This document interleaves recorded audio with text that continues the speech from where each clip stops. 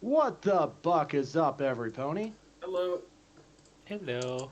Welcome back to another exciting episode of this game we're playing, The End Times. Which episode are we on today? 106? 107. 107. Man, Wow. exciting things have been going on. Everyone's pets are in a tussie. And Yeah. yeah, we are excited to continue on our adventure. Uh, Yes. last Last time we played, the temple had been attacked, and while we cleared out the rubble, it turns out Steel Prism, the original confidant and bodyguard of Queen, what was her name? Aliana? Iliana. Liliana. Iliana? Iliana. He Yeah. survived in the rubble. He was able to be pulled out, and due to his ties with that gift, gosh, I'm forgetting the names of all the important things in this game. Heart The of heart of Everglow. Everglow. The heart of Everglow, thank you. His life was able to be sustained. And not only that, but in the midst of the fight, a piece of the robot B4, who has history with Burned, attacking and killing his family, was able to be cut off. And because we are a strong, powerful level 9 force, Milk Thistle has learned the spell of scrying.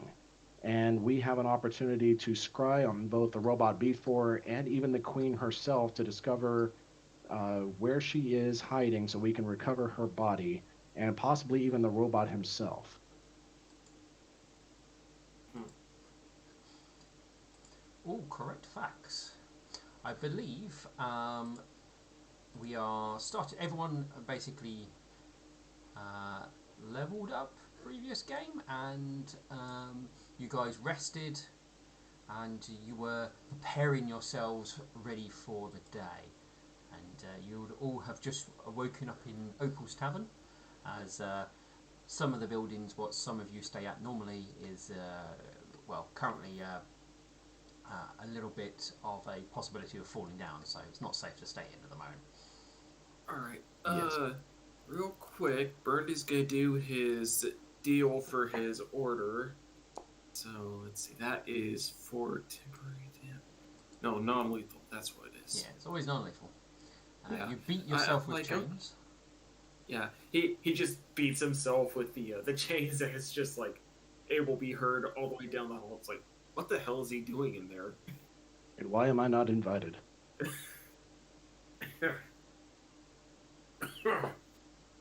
Uh, Yeah, so once he's all done with that, he'll join up with the others in the dining area, the seating area of the tavern. Uh, so, Nightshine well, has his curse removed, and Milk Thistle takes a sip of his tea. Yes, Nightshine. where did you intend to do this crying? Uh, a place of privacy is best, obviously. It doesn't really matter where it's done so long as I have everything I need. I had hoped the back rooms of the temple, with this authorization I have from High Priest Midnight Vision, we can gain access and go down into the bowels of the temple itself. That will be a safe enough place. Quite so. You know that is where the part of B4 is kept anyway. Yes. Oh yeah, we don't have it on us, do we? No. Okay. Is there any way that we could reverse engineer that to work on Alexandrite or Ice Armor or Thunderclap? Probably in a million years, yes. I mean, if you could right now build me a microwave, I'll let you do it. Because that's basically what you're trying to do, is build a microwave with the stuff you have in your house. And you're not allowed to use a microwave. Damn it! Fair enough. That's a fair point. Yeah, that's what you are looking at. This is so beyond what you can do that it's you've been given a piece of alien technology and told to work it out. Fair enough. Oh, by the way, did you get a message back from that guy you message? Yes, I sent the message this morning. Sorry, out of character, I just need to click a few more buttons and then I'll get fully focused on this.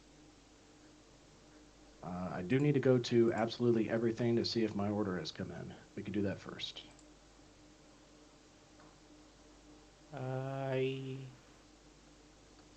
kind of hoping I get a message, so I'll wait here for a moment before going to the temple.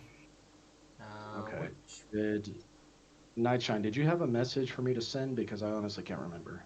No, I'm waiting for a message if they want the very precious one-of-a-kind stone or not. Hmm. Are you waiting on someone, or was I supposed to send a message for you? Uh, no, I'm just waiting. I don't know what you're on about. Okay. I'm. Have I forgotten something? Uh, There was I the. Sorry. I I did talk with Lord Sky Striker. He said he would give the message for me that I had the control stone, and that I may or may not get a message by today.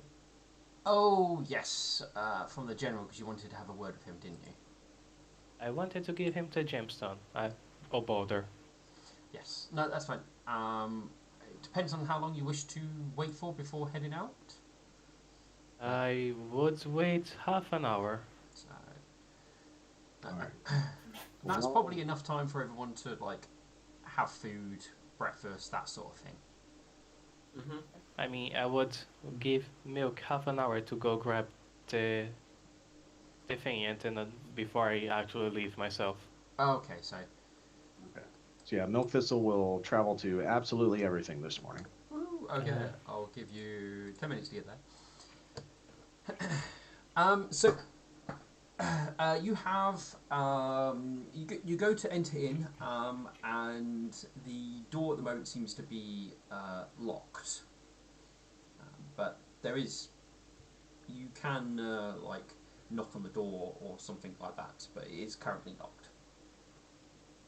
Milk knocks on the door.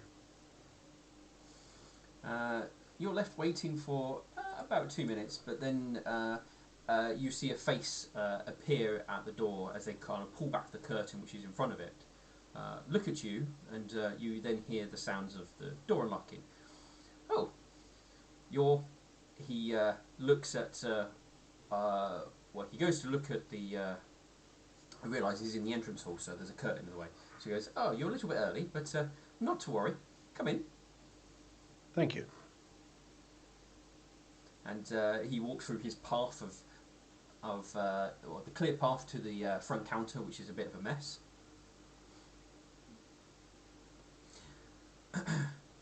I should be expecting a mirror to show up any moment now.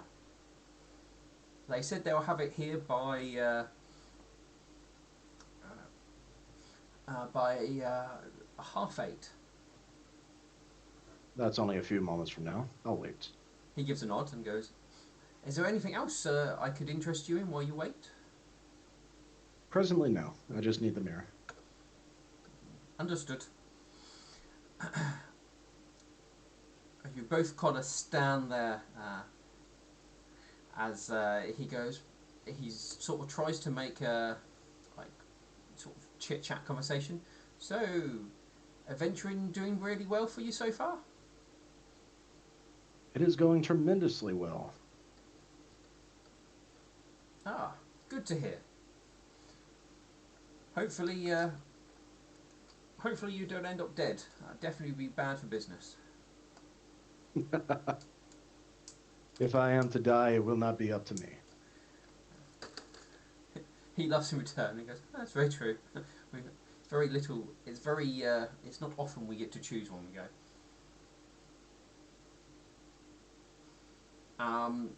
You hear like a noise come from the back room, and he goes, "Ah, hopefully this is the delivery." As he heads into his back room,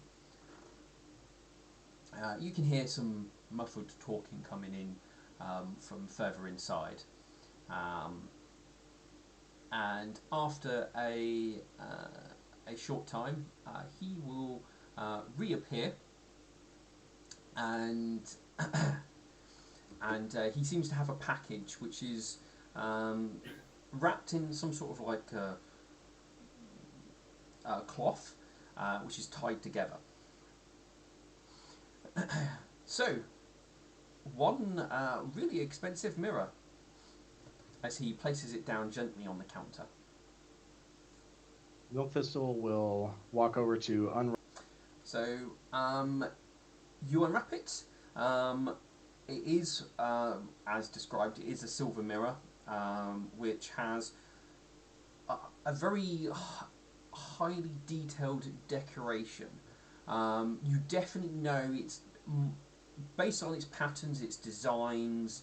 It is aimed more at somebody who would be female rather than male.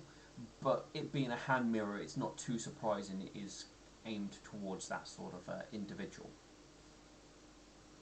Just to be safe, I'm going to take 10 on appraise. That'll be a 20. 20. To be honest, it's probably worth maybe a smidge bit more, but not by much. You could definitely haggle with somebody. You might be able to get more, type of thing, in the right places with towards like a noble and stuff like that. But it would meet the requirements of a mirror worth at least like 1,000 gold pieces, isn't it? Yes. Yeah. So you're looking. Milk Thistle.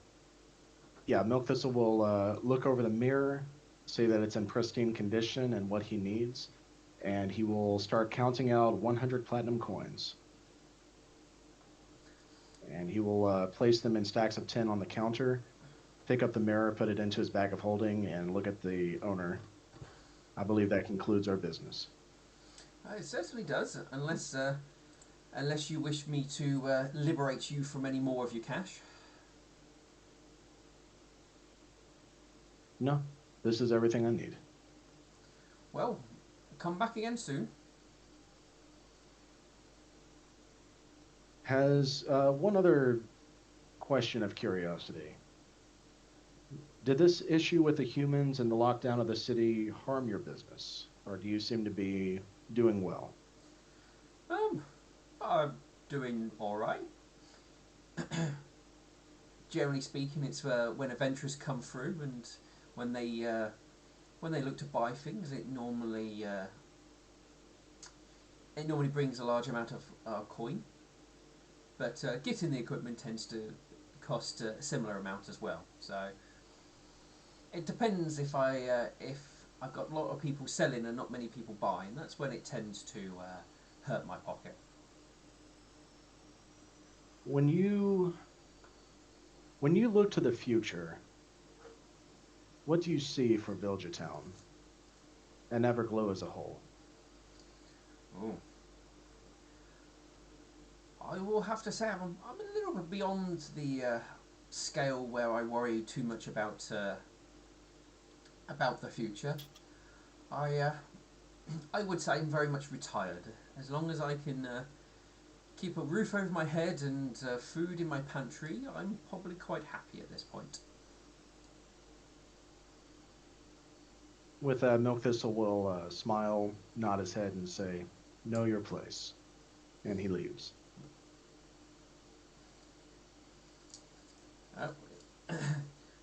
He will call back. Well, don't be too much of a stranger. And then I will return to Opal's Tavern. And 10 minutes back.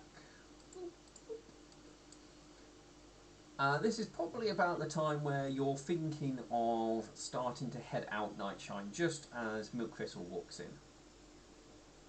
Oh. Oh well. We have everything we need to begin.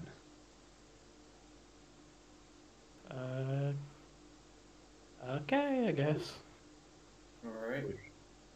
Will you all be joining me in the temple? Sure. Couldn't I have, hurt. I have not seen Alexandra this morning.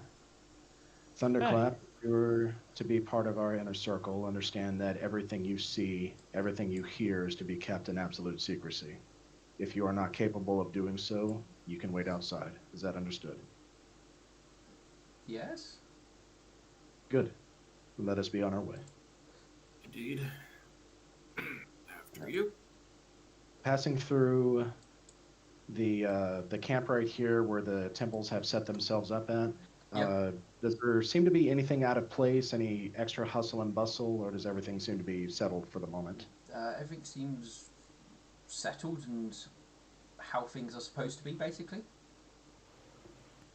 Nothing All is right. abnormal.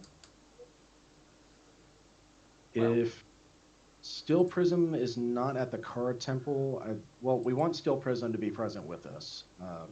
So I don't know if he's still in intensive care at the Kara Temple or if he's about, but we do need to find him. you will find him. He will be helping people remove rocks and stuff like that. Okay. Milk Thistle will show his credentials to the temple guards at the front so all of us can pass through. Yep, you will be And allowed in. when we see Steel, Milk Thistle will call him over. Steel, He will come over. He looks like he is quite tired, but he will make his way over to you. Um, we appreciate your assistance in all of this, but there's business to attend to that requires your presence. Will you join us? no, what business is it? Business that can't be discussed openly. I see.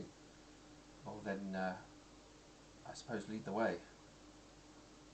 All right. And Milk Thistle will go to the Nightmare Temple, speak to one of the servants that's there, explain the situation briefly that we're going down into the bowels of the temple for secrecy, Yep. and then we'll make our way into him. To be honest, as soon as you mention that you want to go to the lower area of the temple, they very much let you go through. You're such a prominent face here that no one will question you and you taking allies down. Right, so I don't remember every right and every left, but I think Milk Thistle would have a strong enough memory to remember. Yeah. When we reach the shield, Milk Thistle would have requested a large either bastion or a bowl of water, because that's Um, another thing we need. they will inquire where you plan to be, so they know they can for them to deliver it to you or bring it down or have it set up. Milk Thistle will whisper to the servants here and say it's where the robot shield was located. The morgue. There would be those sort of things down there that you can make use of. Good. All right, so we make our way down, and once there, Milk Thistle will uh, take the bowl that's down there, fill it with water through Create Water. Yep. Uh, there is water down there if you wanted it. The morgue itself isn't part of the Nightmare Wing. It's obviously more of a. The area is it's more like a universal area where they keep things, but there is obviously would be sort of more individual places. But this one is one of those ones set up for where they will keep bodies to help keep them fresh, and then whatever needs to happen, they can then be taken away for. So it's a bit more tucked out of the way. It's not really central, even though it has access to all of the various wings. Okay. Um, is there any chance that the body of Amber Heart is around here? Um, that is I believe you. the noble who died when through the portcullis, correct? Yeah, he Yeah. got Yeah. cut in half. If he's going to be, I, yeah, I think you were there. Yeah, they mentioned that he was being stored somewhere here until after the human, uh, everything what was going on with the humans was dealt with before it was sort of gonna be made known, and he was going to be given a funeral and that sort of thing. So here would be the place. There are a number of bodies down here that are covered up. Okay, so I probably don't see him. No, if he's down here, he's covered up by a sheet.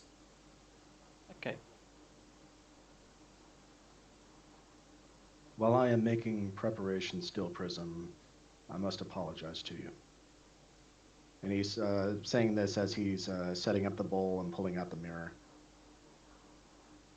We, or rather I, had thought you had died during the attack, and I shared your secret possessing the heart of Everglow and its effect on you with Lord or High Priest Midnight Vision. To be fair, I think that was my fault. How so? I did you tell him before I did? It was in the midst of confusion when we didn't know exactly what had happened. My concern was the demon had attacked the temple and was still missing, and the queen's body missing. I was almost certain that you still would have died defending her. And with you dead, that means all of your possessions would have been taken with you, including the heart of Everglow. Considering how dangerous it is, I felt it prudent to inform High Priest Midnight Vision of its power and its effects. So please forgive me for sharing your secret. Well, it's possible if a ceiling didn't collapse on me, things could have been different, but secrets can only stay secrets for so long. And the more people you tell, the more likely your secrets are to come out. But please know that High Priest Midnight Vision is a highly confidential person. He keeps many secrets, even from me. So if anyone should know and be trusted with it, it's him.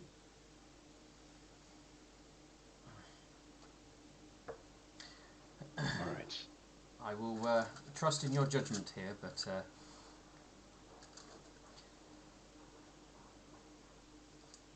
Milk Thistle will give a bow. Thank you. Now, for the moment of the ritual. This will take time to cast, and I need to know who we should find first. Should we find the Queen's body or this robot B4? well, they are likely to be in the same place potentially. So, focus on finding the queen's body first. I do not know what sort of additional protections may be placed upon her. I know there the sarcophagus definitely blocked such things. I do not know if there's anything on her person that does. Alright then. Pardon me. Yeah, let's focus on B4 since he's the less likely to be protected. Very well. Do we have the piece of B4 with us? Yeah, it's on one of the tables nearby. All right. Milk Thistle will pick that up, and out of character, I'm not entirely sure how this ceremony goes. I don't know if the mirror floats above the water, or if it's to be placed in the water or held in front of it, but Milk Thistle will place the piece of the robot inside the water, and then hold the mirror while he casts. I don't think you need both. I think you only need one or the other. A pool of water, silver mirror worth 1,000. Well, the No. piece of the robot lowers his Oh no, you do need to pour water. fire. Sorry. Yeah, you need to pour water and a mirror. Yeah, fair enough. All right, so I'll place the metal inside the water and then hold the mirror over the water. And I will begin casting. So for the next hour, Milk Thistle is speaking in Infernal, calling on the incantations of the Nightmare for her wisdom. Those of you speaking, it sounds very much just like a very long-winded prayer, but he does this for the next hour. That sounds like 1 hour to talk. Yes. Deal. If anybody doesn't want to talk, you can talk to everybody except for Milk Thistle for clarity. But did somebody say they wanted to talk to Steel? I did, and I also grabbing Bird. What? He will Yes. he'll give a nod and step away from Milk Thistle so that you do not disturb him. Yeah, Bird is gonna follow along with Nightshine. Yes. I guess this is a good chance for us to talk. That will It keep him is. busy for an hour at least. Uh, I don't really have much of an idea in mind, but still, Yes. uh, any chance you know anything that may help us with this demon or the ruminants or anything? Well, what demon do you believe it is? Uh, I believe his name was Ashiton. Ashathon. Ashiton. Mm, I I will be honest. It's not a name that I recall. Um, what else do you think it involves, or Uh, is to do with? apparently the he was involved with the big cataclysm that sent the elves away and the ruminants to disappear. Hmm. Okay. Part of history I'm not familiar with. Uh, yeah, I guess we should decide on what we do from here. And there is that place on the train tracks, and I look at Burnt. Place. That goat. Oh, the cold forest, right? Yeah, Cold must have been think cold since before pony time. Well, that's the thing. The the leader of the dwarves said that the ruminant were the cause of that. Okay, it's possible. I know parties have gone in there adventuring in the past. I know some have returned, but none that have made it too deep. Normally, the cold drives most people back. Hmm. can we have the name of those who did come back? I do not know them off the top of my head, but I highly doubt any of them are still alive now. I Were, guess that's true. were they by chance? Were they by chance members of the Kind Blade Academy when it was still around? Highly possible. If they were doing it, if it was a matter to do with the palace or the empire, but they may have been ex-members. As once you have obviously completed your training, you are free to adventure as you wish. You don't have to operate underneath the banner of the Kind Blades. Well, This you is didn't. true. Hmm. And many of the students would go on to be adventurers and would, well, poke dangerous places like that in search for treasure. Well, if we run into my foster father again, I'll be sure to ask him. He might know a thing or two. Talking about the students, there was one which want to know if you remember. Uh, I should remember in character the name of the mayor back in Galloping Down, at least his first name. Oh, Strong Mountain. Or no, something Mountain. I thought it was Stout Heart. Stoutheart. Yeah, sorry. Yeah, the Hart family. That's who they are. Yeah. Mm, Did you meet he him? still thinks for a moment. I think I recall. I believe he was some sort of spellcaster, maybe a sorcerer. Um, the only thing I feel like I recall was that he might have been very arrogant, but I didn't have too much close dealings with too many of the students, at least not on a personal level. Um, but I believe he was a spellcaster, possibly a sorcerer. Maybe thought very highly of himself. Yeah, he did give the vibe. But yeah, um, he may have been the sort who always sort of had a plan, maybe.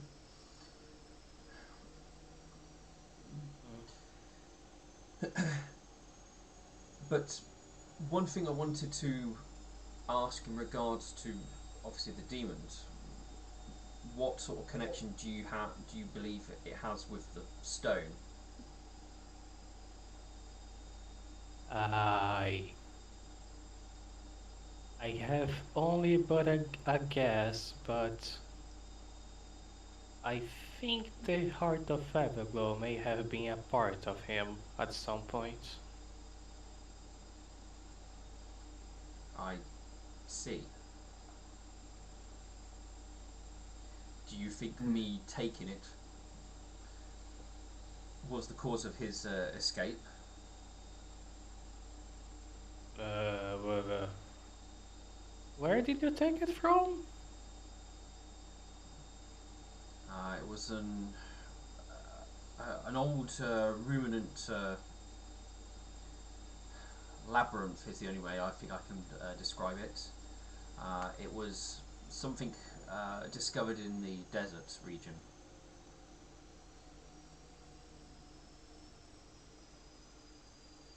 Uh, I want to say no. It seems like this whole ordeal started to happen the start of this year, but maybe you have been feeling its energy for long enough and now it's enough to start the bad things happening. Is there a way to stop feeding it energy? I have no idea. I actually was going to ask you, are you feeling its energy or are you just maybe consuming energy? I've done my best to keep it away from anybody but myself, as I know other people touching it, it obviously feeds off them.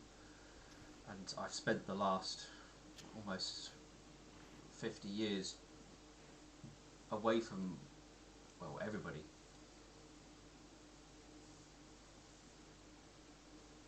Well, Hmm, no, I should say, sorry, not 50, the last 40 years.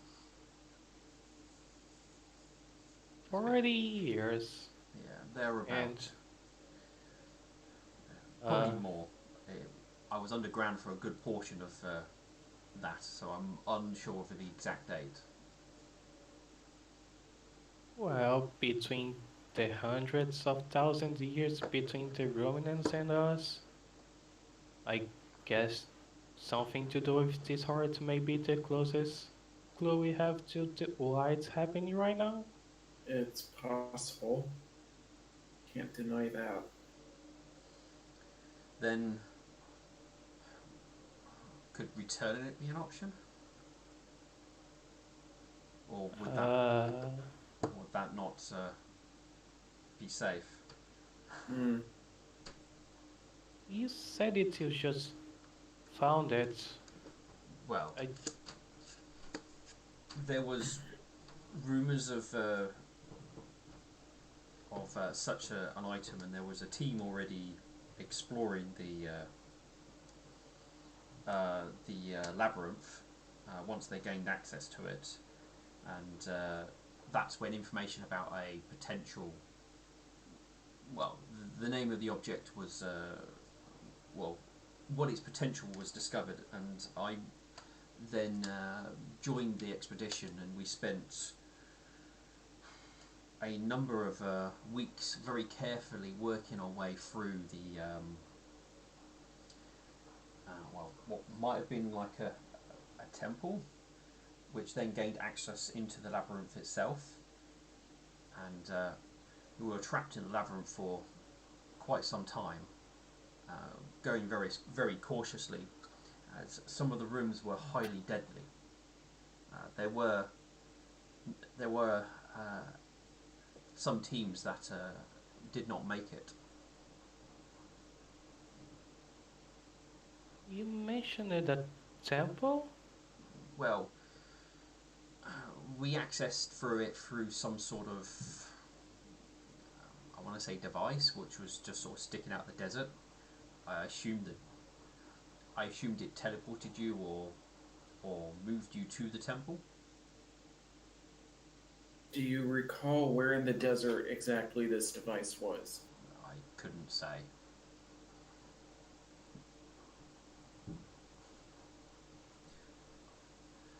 Did the temple seem to do anything with seasons or forge, fire? Um, I apologise. I did not show too much interest in the architecture or the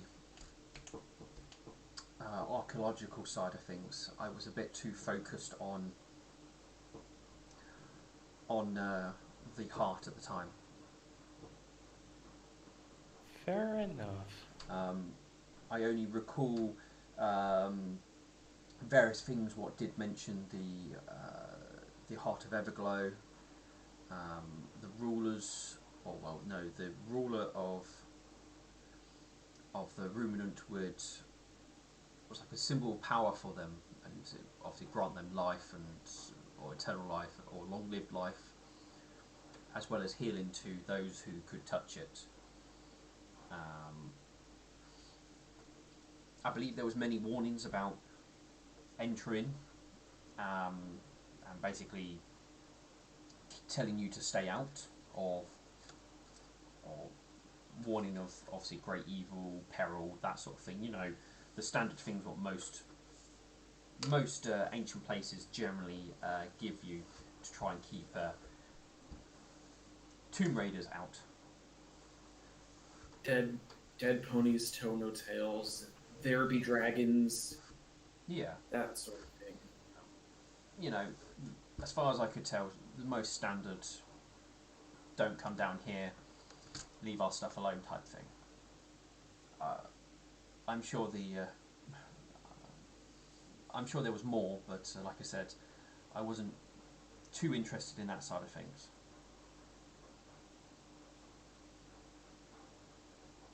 Fair Uh, enough. But I remember there were two places in the desert.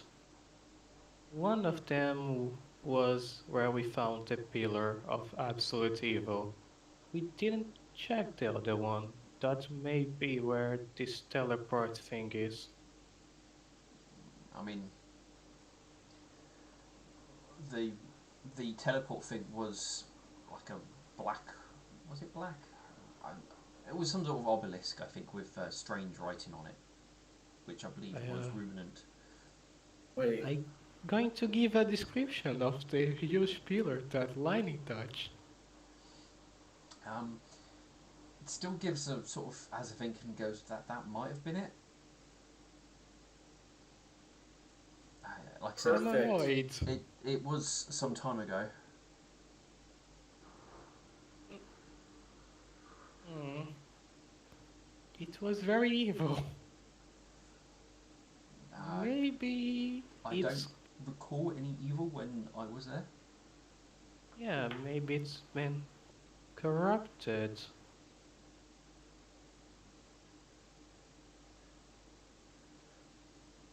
Uh, I did mean to try to double check there without dying. We will see what happens.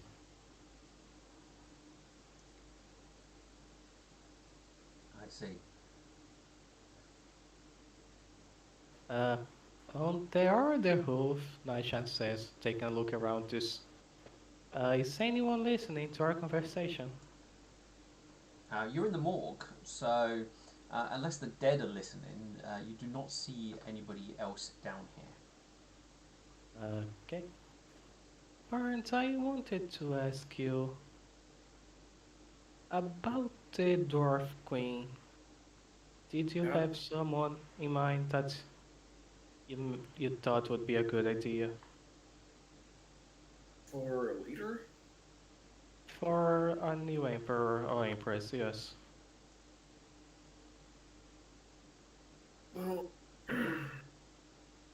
he sort of relaxes a bit and sits down.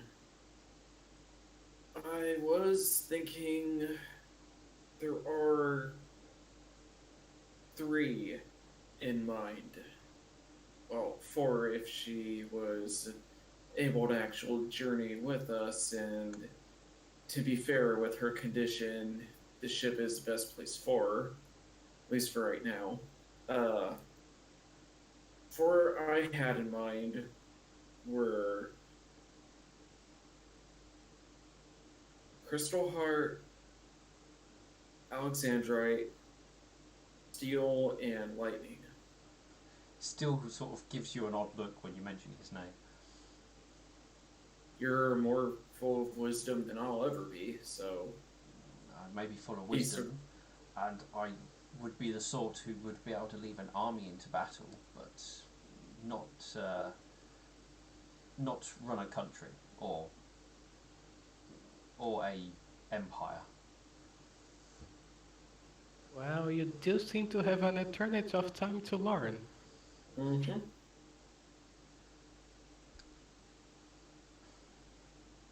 And sadly, Lightning can't really take the throne because of the whole ordeal with the Kara temple.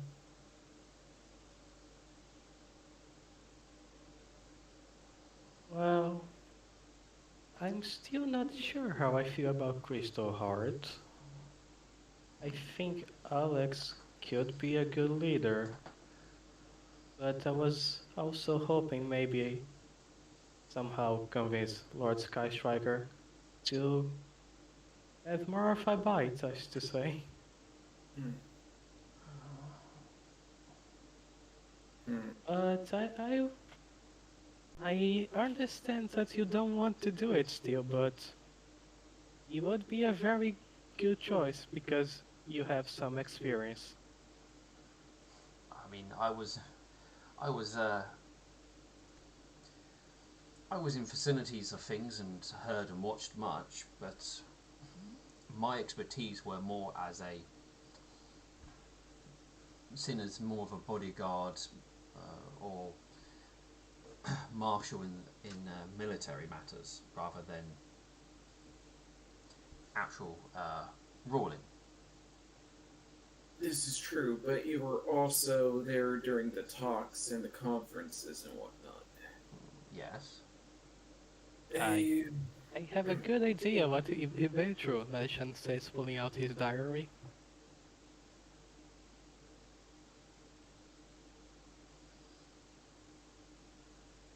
I'm I am waiting for a reaction. It was his diary. Sorry, I thought you said your own diary. No, it's Steel's diary. He doesn't say anything, but just sort of waits to see what you say first. Nightshine is going to wait, but if Steel doesn't have anything to say, I'm gonna offer him back. Do you want it? He he goes to take it, but then stops. I'm. I don't think I want to revisit the past at this point in time. I'll keep care of it for you then. I put back inside my bag.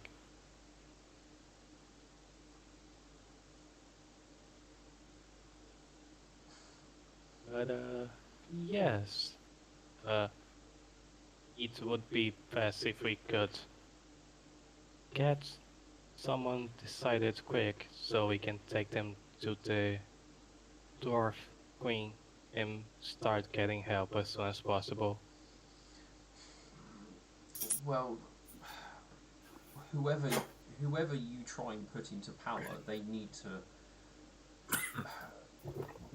have at least a military force or populace behind them to want to for them to be led. Yes, that will be the hard part, but we do have hmm. ways.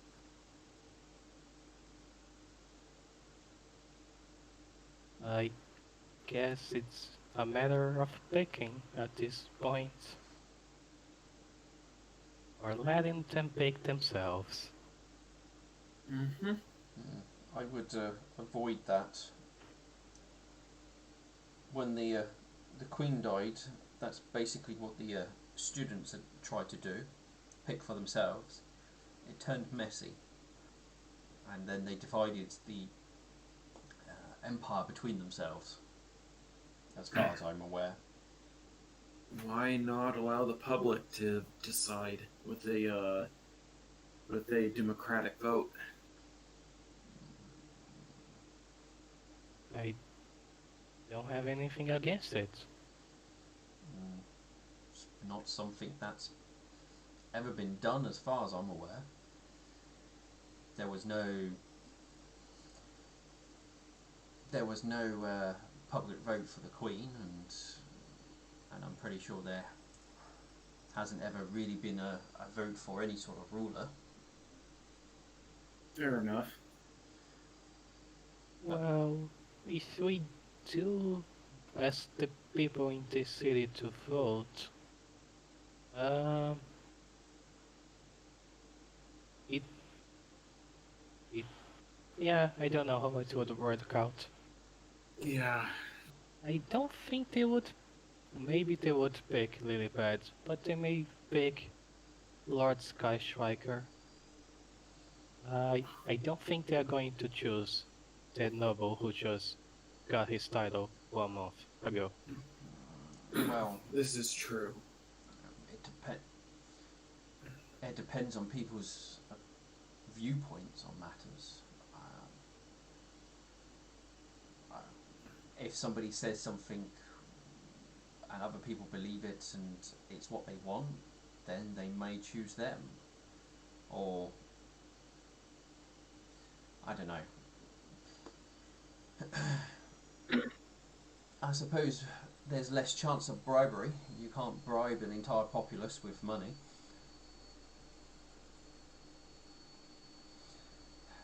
No, but then you have the whole cult of personality issue, and that's no fun.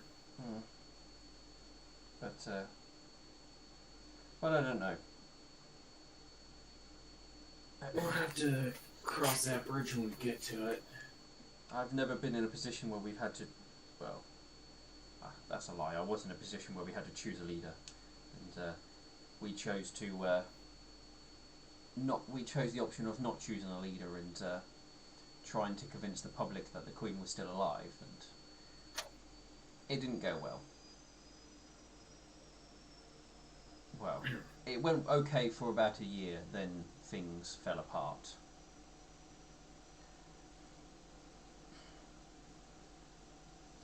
I mean, if there's a way to bring the Queen back, that would even be a better answer, I would say, but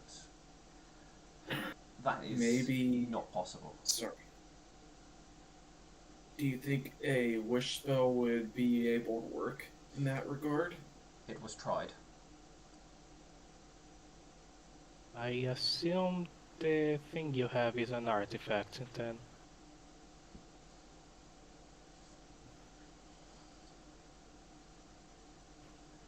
It's possible.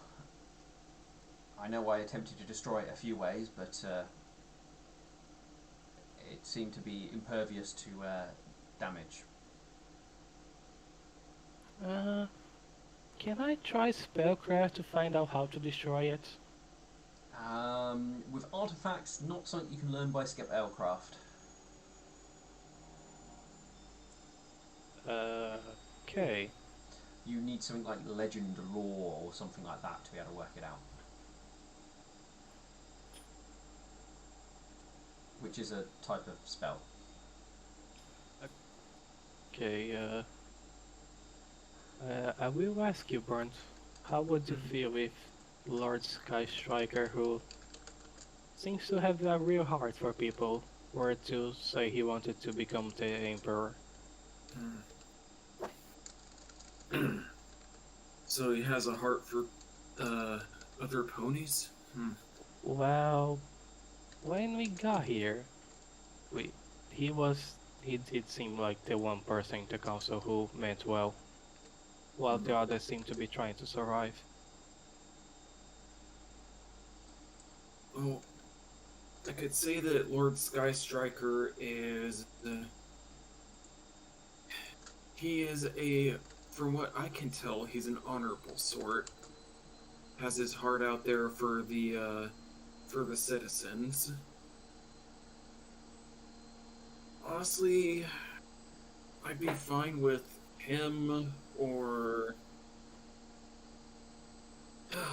This is a tough one. I normally don't like to get involved with politics, but here I am. He sort of chuckles a bit.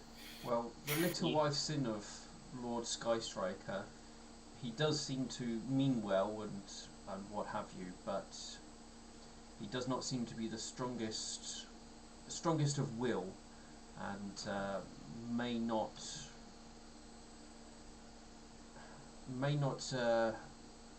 speak up for himself. Is the only thing I can think of putting out as a negative point. We'd have to worry about Duchess Lilypad bending him and using him. Well, she does if have he was to be a strong personality, and that is what you want to look for in a ruler, as somebody who can, when they speak, other people, they can hold people's attention and keep it. That's what you need. Yeah. Still, how do you feel about Crystal Heart? I've not really had too much contact with him, I must admit. He seems to be mostly, when I've observed him, quietly watching and obviously offering his opinions, but I really don't know. He seems fine as far as I can tell, but I have been quite removed from most of their discussions. I know the Duchess is very much more vocal and outspoken, and her voice tends to carry well. Yeah, but she also, when we were trying to negotiate with the humans, she was very vocal about going to war and causing a lot of innocents to suffer. Well, I did agree with her that was the right choice, but that's besides the point. Yes, what's in the past is in the past now. I will point out there's nothing wrong with that choice of actions. No, there's nothing wrong with it, but we have to keep the citizens first and foremost, in my honest opinion. Because without them, what's there to rule? Well, we did give up their freedom by not fighting. I will. Sometimes blood does have to be spilt to progress forward. Fair to say. The Queen's rise to power was not bloodless, that's for sure.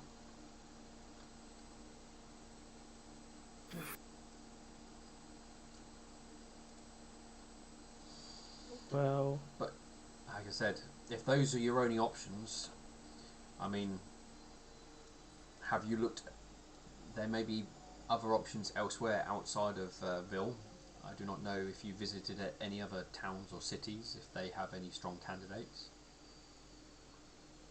We could always go and try see what we can find in Briston Lux. Maybe explore more outwards. I would not be too opposed if Field Marshal Thunder wanted to be Emperor. Well, the issue with that is convincing him or asking him. That's the big issue. He would be too advanced in age at this point, I would reckon. I guess. And knowing Field Marshal, I mean, he probably has even less experience as a politician than I do, as he was very much the more military-esque person within the Queen's Council.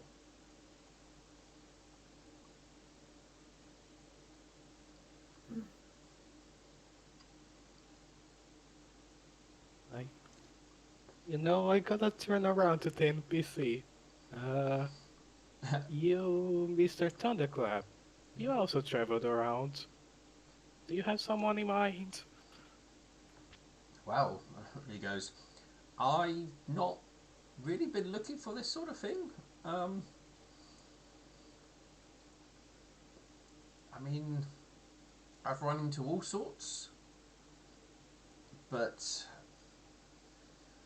I mean, over in some of the towns I saw, they choose a mayor by having a wizard competition, and whoever's the best wizard becomes the mayor. Maybe you could just have some sort of competition. Okay, nice chance for the... I need the name of that town. Let me just look at the map. Because he would know the name, I just can't remember. Darn it, Paolo. You're making the GM do GM stuff. Stone want to Brews. become a mayor. Stone Brews is the place. Yes, I shall go to Stone Brews and become the mayor. Well, they generally keep whoever's in charge there until the next one dies, and then they have a competition. So you're mayor for life as long as you take it, but to be a powerful wizard, you generally have to be quite old, though. Well, at least that's how I think it works. How dare you? Well, most of them are old and big beards. I mean, you look like you're not far out of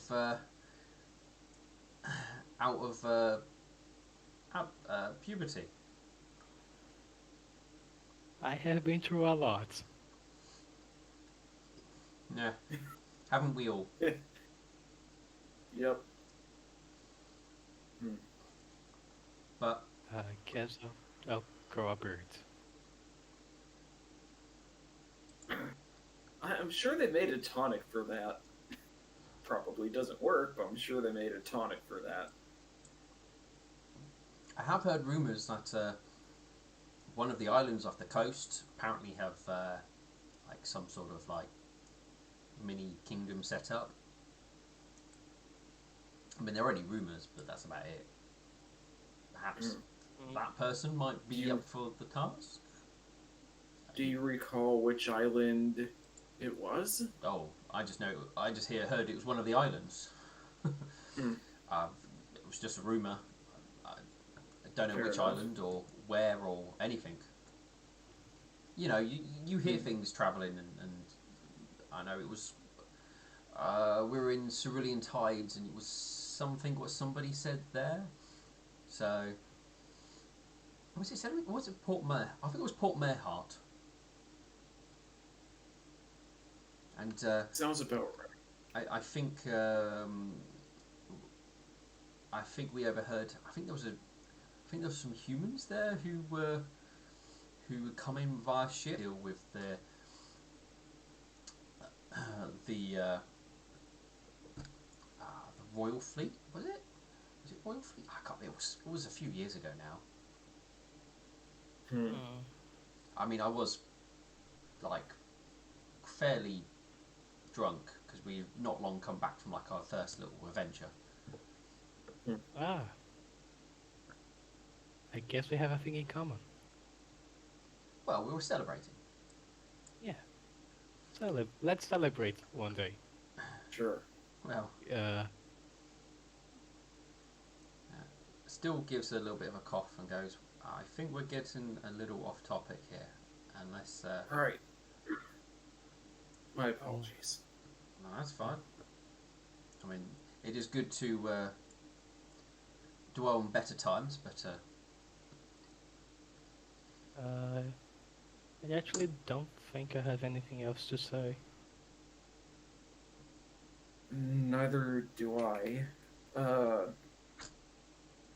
hey, Nightshine, Yeah? you milked this one for me about when you went into or when you looked into Steel Prism's memories. Uh, do you think? Because I remember when I was after when my parents and my family were killed, the before he took a book from us. Do you think you could try to reach back and see what exactly the book looked like? Uh, I can certainly try, he says, as I see if I had the spell prepared for today. Uh, I do. I I don't know if it will work, but give me a description of the memory. Uh, it was on a road. We were traveling on a road from Briston Lux to. Now I need to pull open the map. All right, where's Briston Lux? you might not remember or know where you were going. You just knew you were leaving Bristol Right. Lux, that's for certain. Yeah, I I don't remember much about it. All I remember is that we're leaving Briston Lux, and it was a wooded, heavily wooded path, and Really? we had a wagon. I I don't even remember how many family members I had. No, you know it was only your mother and father. Oh, Uh, it's just my parents and I can't really remember much else.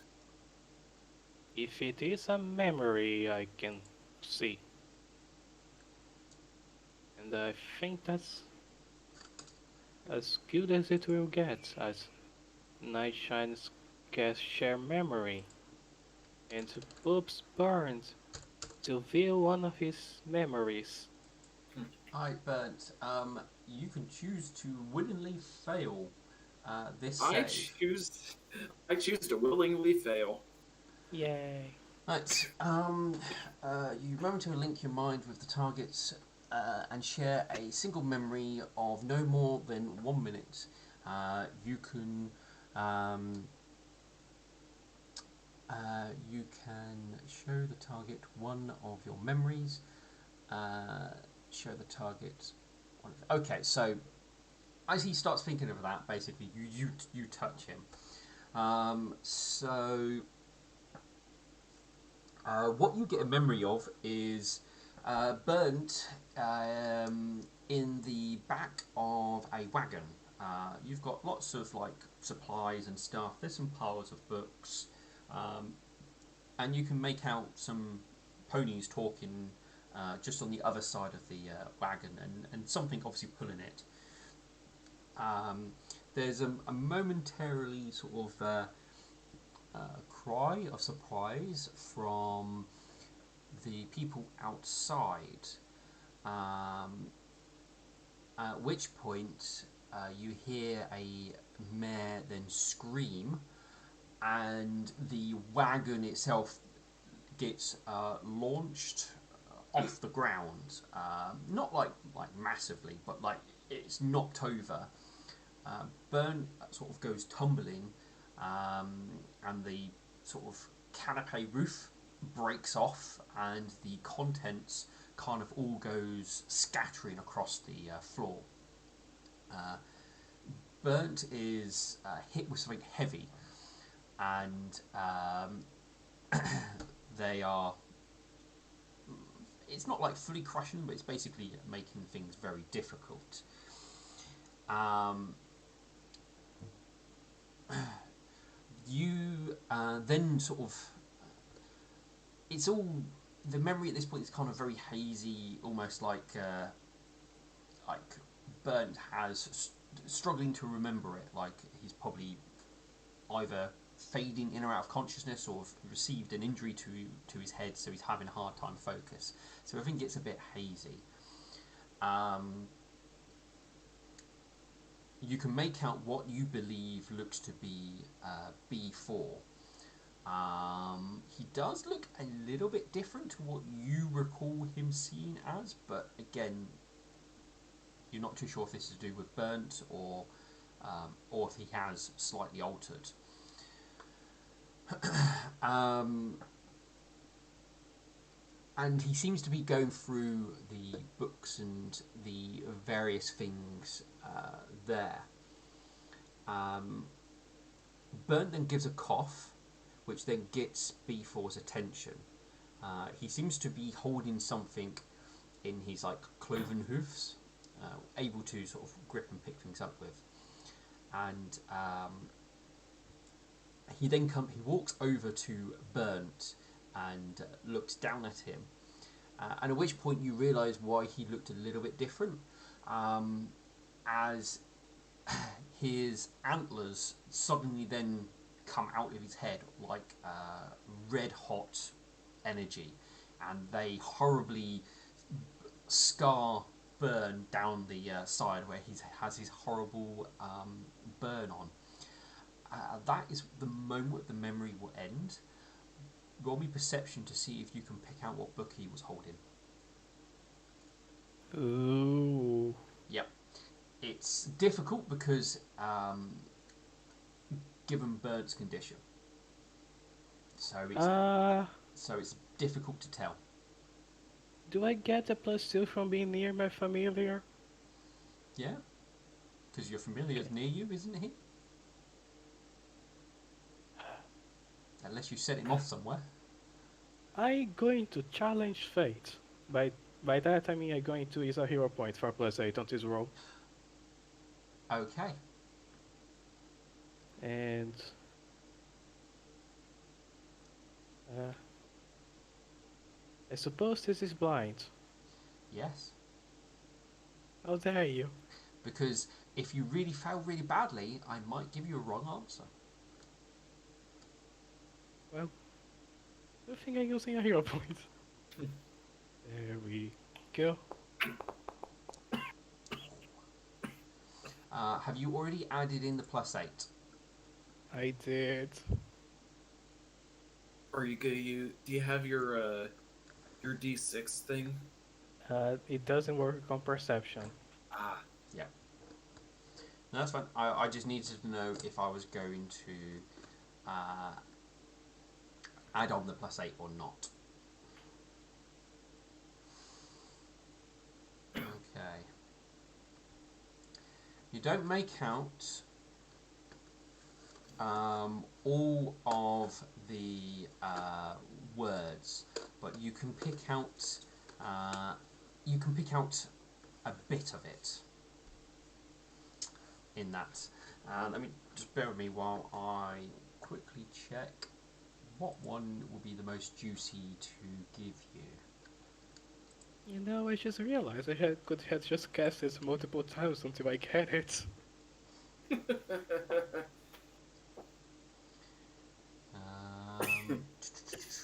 I now need to find Burnt's information about his bloody parent assassination. it was a ways back there. I know. I'm pretty sure I haven't told you what the book was. No, you didn't. Yeah. I've got to look back up my information. All that I know is it was a book, just a book that was taken. Yes, I know it was a book. Nightshine has a fixation for books. You do.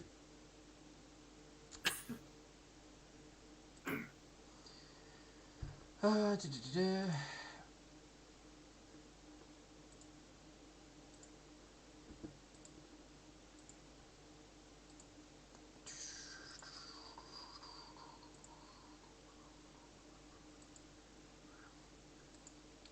Nope.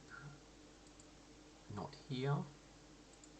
Sorry, this was not information I had close to hand, and I've got to try and remember where it is. So bear with me 2 moments. And then after this, we'll probably look at going to our person who's casting their spell. Because he's been sat there nice and quiet. Yeah.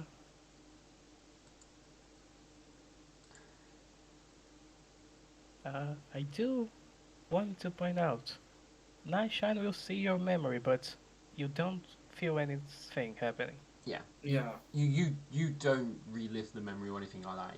He just sees it.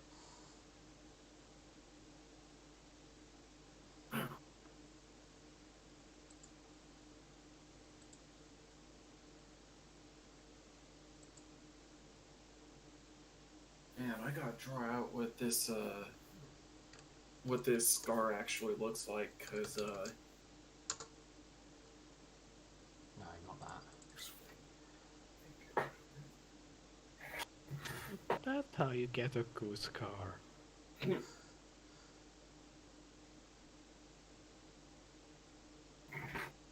Yeah. Well, the memory stopped at the moment just before. Well, a little bit before Burn gets saved, so you don't quite know how he gets saved, but you saw how he got his scar. Anyway, reading.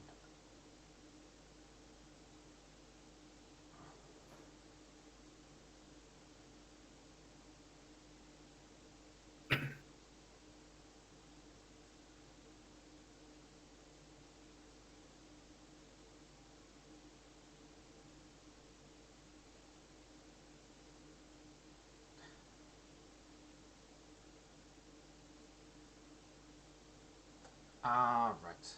There we go.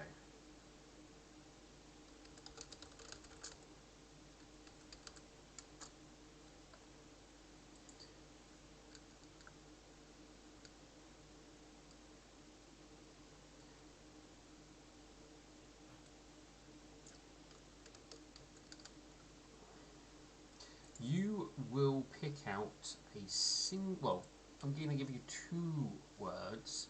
Um, ethereal plane is what you are able to pick out. Well, I wish I knew in character what that means. You can roll knowledge planes.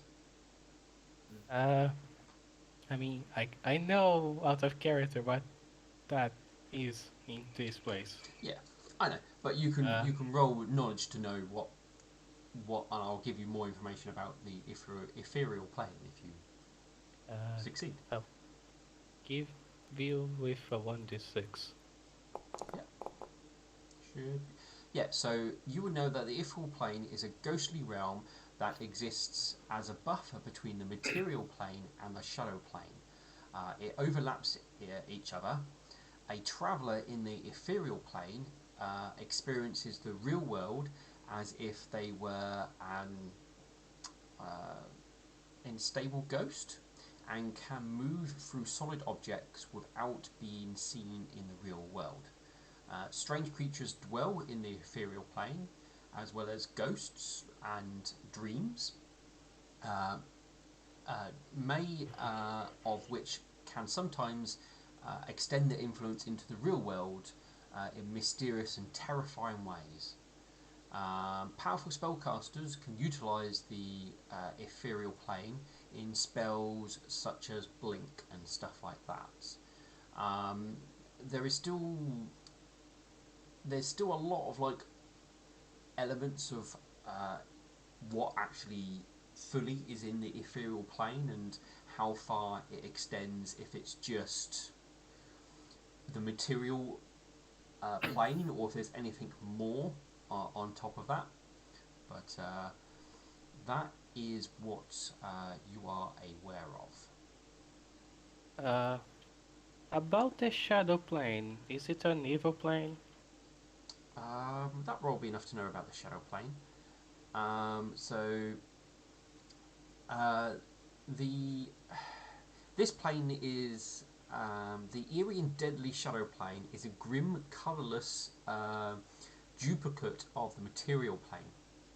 And again, this also overlaps with the material plane, but is smaller in size, and it may well and may well a warped sort of mocking reflection of the material plane, uh, one fused with negative energy. and serves the home of, again, strange creatures like undead shadows and worse. Powerful spellcasters utilize the shadow plane to swiftly travel immense distances on the material plane, such as things like shadow walking, or draw upon various essences from the shadow plane to create certain effects as well. That is what you would know. You would also know it's part of the part of these. Did I put it? Yeah, I put it in common. It's part of those sort of group of planes, of which the astral plane is also part of it. Nightshine is going to share the knowledge with Burned and Steel and cute Thunderclap. All right. Well, there were things what mentioned the ruminant retreated to the ethereal plane. Burned is gonna try to use knowledge plane since he actually has this. And let's see, do I have anything? What are you trying to work out? He's trying to figure out what else it could mean besides that. Like if there's any way that a demon could use the that particular plane for any ill intent. You are not sure how a demon could use the ethereal plane for an evil manner. Obviously, because it contain, there are aspects like ghosts and stuff, and dreams. Maybe it can affect people's dreams. There's an undead aspect, so again, ghosts might be able to utilize them if they can draw like the ghosts of the past forward, for example. Also, you can use it to travel through as well. So you can get through solid objects as mentioned previously, but that's really all you can guess. All right, so I just had a question. So, is it possible to travel into the ethereal plane via dreams and interact with it? That one you're not sure of, as that is more a rather than a knowledge thing. That's more of a philosophical question, as there's going to be some that say when you dream, what the dreams you actually dream come from the ethereal plane, and there'll be those who say no, it's actually what you're dreaming. It's you coming up with them, not it coming from the ethereal plane. But there'll be a lot of like that sort of to and fro in regards to, but perhaps then visions that people receive from deities or other creatures come from the ethereal plane. Maybe they're reaching through, because obviously ghosts do come through. So maybe lost memories or dreams may come through from those sort of planes as well. It's that sort of level of unsureness.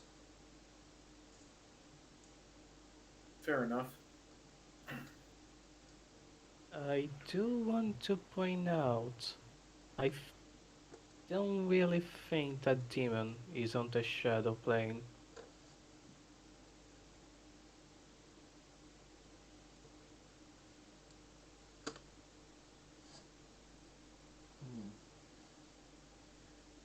Now is that a good thing? I don't. Well, it's a good thing we know where he's not. I mean, That rules out one place to look, I suppose. But it does. as long as he's not on the material plane, I mean, that's fine for us, as that's the only plane where we are affected. But I have a feeling he's probably here. Yeah.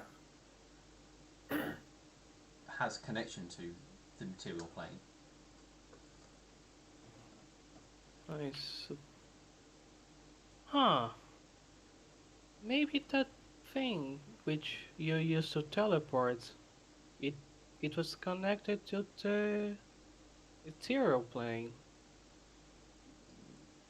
You Maybe mean the the? heart of the Everglow was supposed to be on the ethereal plane.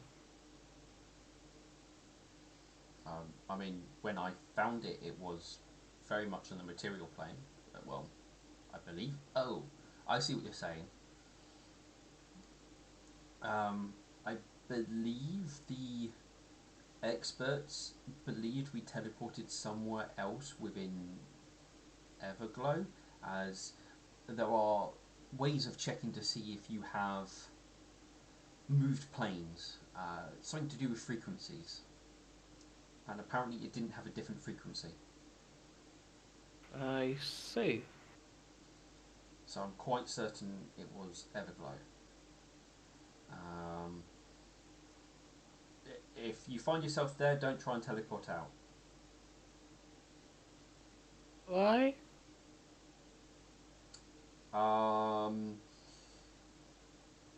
we don't know. The person who apparently attempted it, we never saw them again. Huh.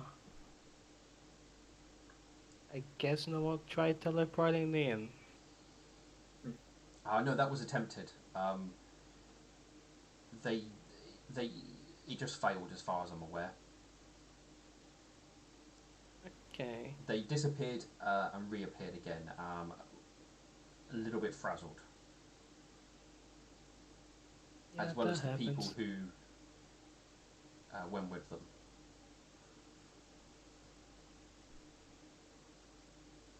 I guess this is something I want to write down on my notes. So the place has quite high level protection.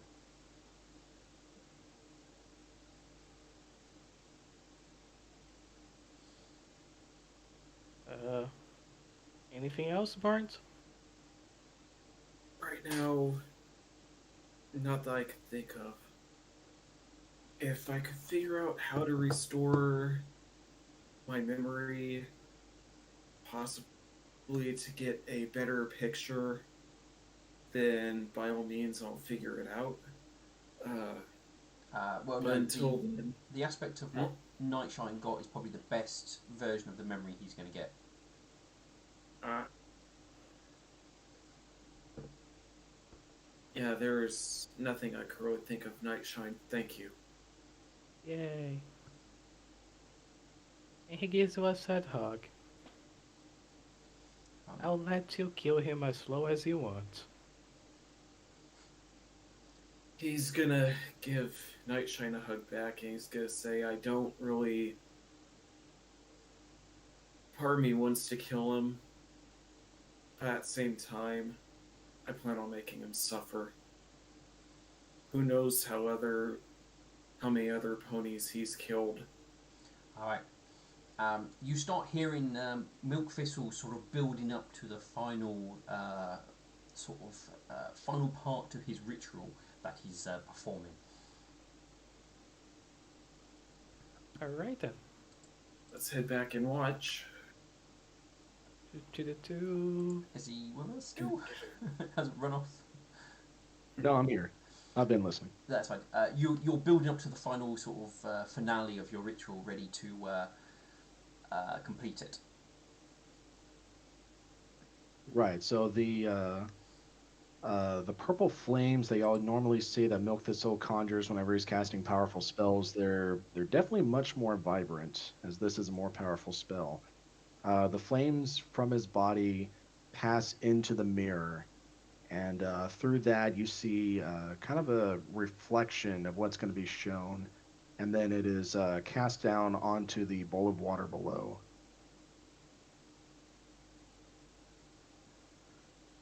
All right. So we are scrying B4. What do we see? All right. Let me go to his character sheet and make him roll a will save. Oh yeah. Mm-hmm. I thought you would have done that already. No, because I was just making sure it was B4. Okay, so we are not. We don't see the reflection yet, but the light's there. Now I'm hoping this is going to be hidden. That is a will save? Yes. What's the So DC of your spell? DC 21, and he takes a -10. Actually, oh, I can add that -10 there. Can I add -10?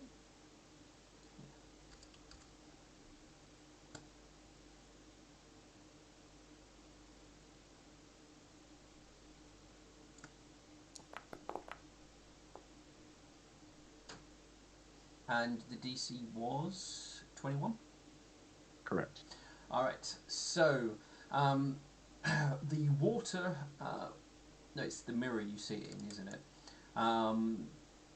The flames sort of ripple and reflect off the mirror, and the rippling in the mirror starts to become clearer as you will eventually see um, a metallic ruminant with red glowing antlers running across, or moving swiftly, I should say, what appears to be grassland around him for 10 feet.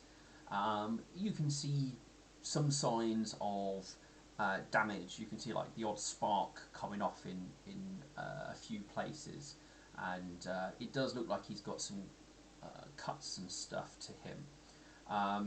He very clearly has something wrapped up and tied, well, wrapped around him and tied to his back that would look like either a very large rug or a body of some sort. But he is moving swiftly. Can I try to identify the region by looking at the trees? You do not see any trees in the 10 feet that is around him. It's just grass. Just grass.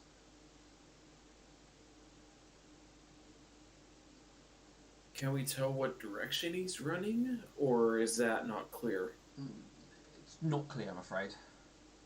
All right. We hang on. We might be able to use a trick. Can we see which side of his body the sun is reflecting off of, since he's metallic? Cool. You may now roll me a knowledge nature check. Because you're now thinking about things on how you can actually do it. Knowledge geography would also help here because of what you're going, but I think you guys have somebody will have knowledge nature as far as I'm aware. I have both. Did you say knowledge survival would also be good? Yeah, no, actually survival would work because it is one of those things. Okay. Will that blind? I could try, but You could roll to assist. And yeah. then the night shine knowledge nature. Yeah, I'll roll to assist. This is blind, right? Actually, I don't think assist rolls require to be blind. I don't know. What do you say, GM? No, because you're going to know if you fail or not. So, all right. So yeah, so they don't have to be blind. Oh no. Nah. You do not help. Right. So I'm now going to work out my. Okay. You can tell based on the sun where it is, and given the time of day you're at, he is running in an eastward direction.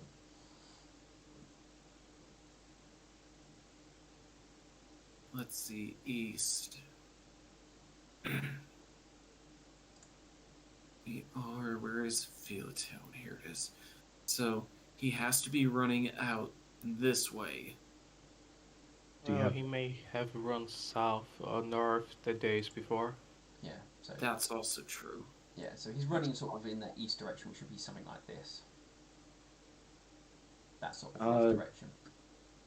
Nightshine, could you roll knowledge nature to identify the type of grass? It could be a drylands grass. It could be a wetlands grass. Yeah. I can try, and I'm going to use my last 1d6 of the day. Yep, that's fine.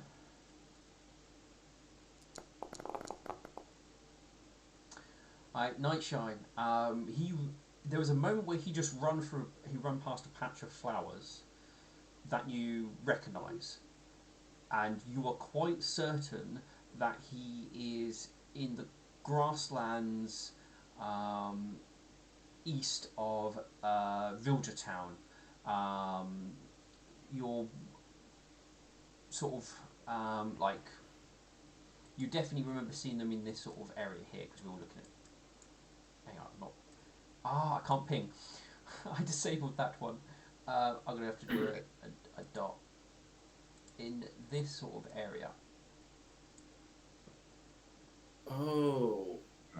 Oh. So Oh, he could be running back toward Mei Mei's Reach, or at least or in the forest north of there where we met Steel the first time. or he could be running back to the Queen's Retreat. That's also a possibility. Um, can we see if he has a stone with him that would permit him entry to that? Wait, You do I not. forget. How did we gain entry to the Queen's area? Wasn't it a pillar? You set fire to the sun parts and set down water to the night parts. That's right. Yeah, he could very easily be traveling to the pillar because with the Queen's body, that may gain access to other areas of the Queen's territory. So, Huh? well, sorry, go on ahead. Sorry. How many days ago did the accident happen? Um, 2 days now. I believe, no, yeah, because you found still. Yes, you. It happened in the morning. You teleported back. Still was found in the morning. You guys did various bits, recruited people, and you've come back the next day. So yeah, it's been 2 days. What is the area called that the pillar leads to? The Queen's retreat. Retreat. Thank you.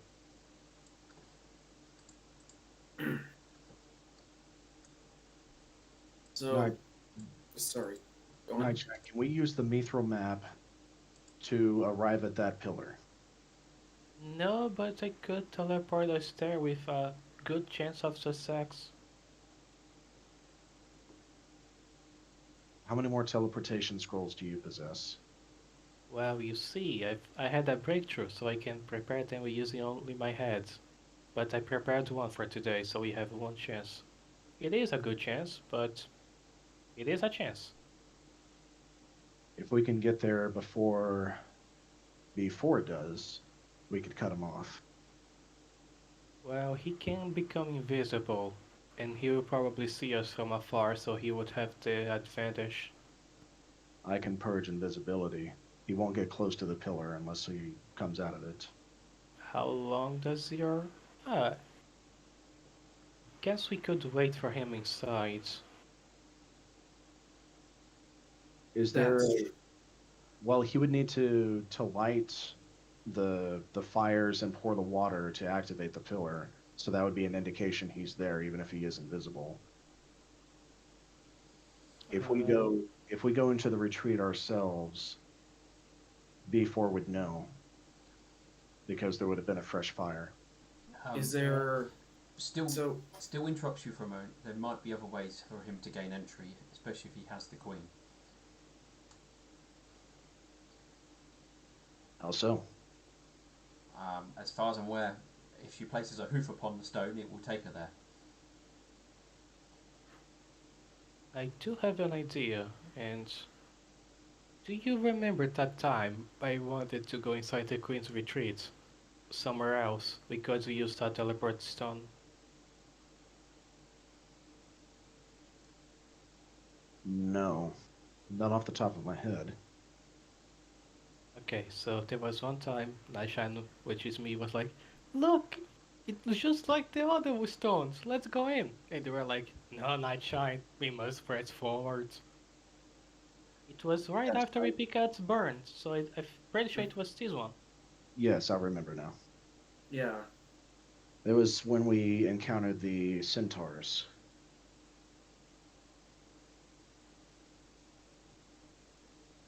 Well, do you guys want to try to teleport there?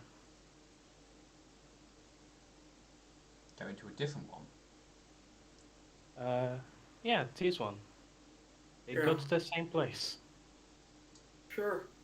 So I mean, obviously, any pillar we travel to would gain us access to the Queen's Retreat.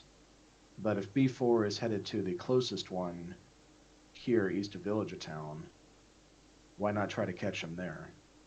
Because he can become invisible and get the upper hand on us. If we try to fight him inside the Queen's Retreat, we will see him coming, but he will not see us coming. That also includes if we could find which direction he's coming from in there, because there's that could be it. the stone will take you to. There's only one entrance and exit from the retreat. All stones link to the same entrance. Hmm. There's one way in, one way out. Well, sorry, there's multiple ways in, but there's only one way out once you get in there. Do we have any way of knowing how much more time it will take for B4 to arrive at the pillar? You would not know. Quite frankly, we don't even know if he is heading there. That's still a guess. This is true. But it is a sound estimation. I mean, If we guess wrong, then the Queen's body and the machine itself will just get further away from us. We know for a fact he's heading in this direction toward this pillar. I don't believe his invisibility is everlasting because we're looking at him right now. He would need to perceive some form of danger to go invisible. The difference between fighting him at the stone and fighting him inside the Queen's Retreat is that we will have the advantage, without a doubt. Well, here's the thing on that. He may be running that way now, but he could always veer off, and he could always go someplace else. Do we have any resources at our disposal that could reach that pillar before B4 can? Because if we teleport to the Queen's Retreat, you're right, we could very easily catch him off guard. I mean, if he's going into the retreat, you can at least trap him inside. That way, Yeah. you know he can't escape.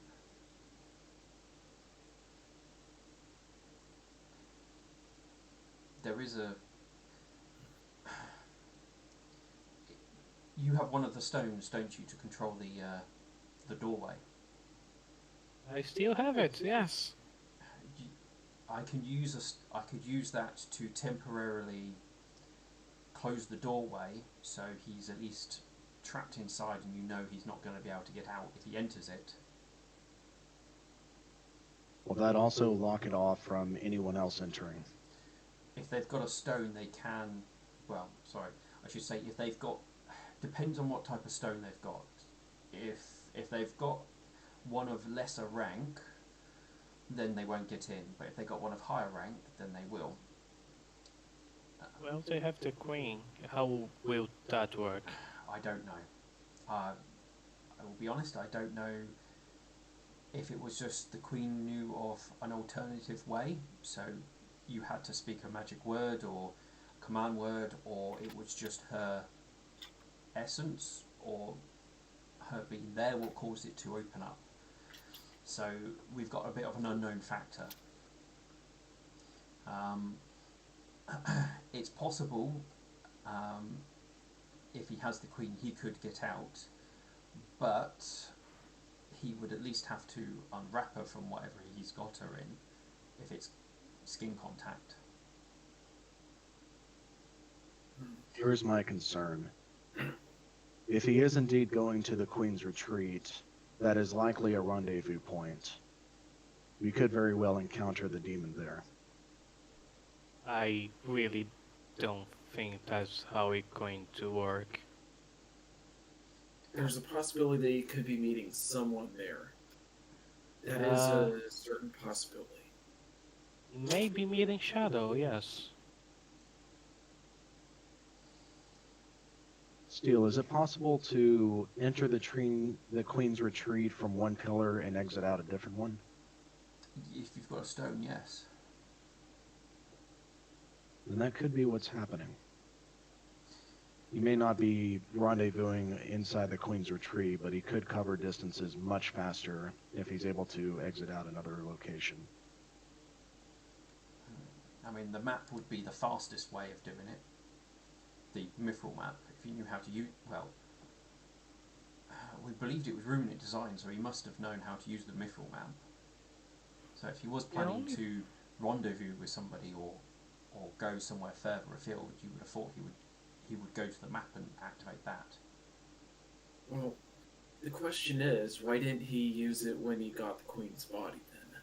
Because that's where he wants to take the Queen's body, to the Queen's retreat.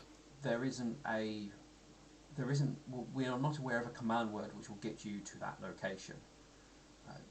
One of the reasons for the choices where the stones were placed was because the mithril map won't take you to those areas. We don't know command words will take you to those areas. There are elsewhere. If you know the right command word, it might take you to various regions of Everglow. Certain regions are known more than others, but where the stones are areas that we do not know any command words. Maybe it's possible that just one doesn't exist for that location, and that's why he has to go on foot. The closest command word possibly would be for Villager Town itself, or Charisma, or Turves, because the locations are spread out.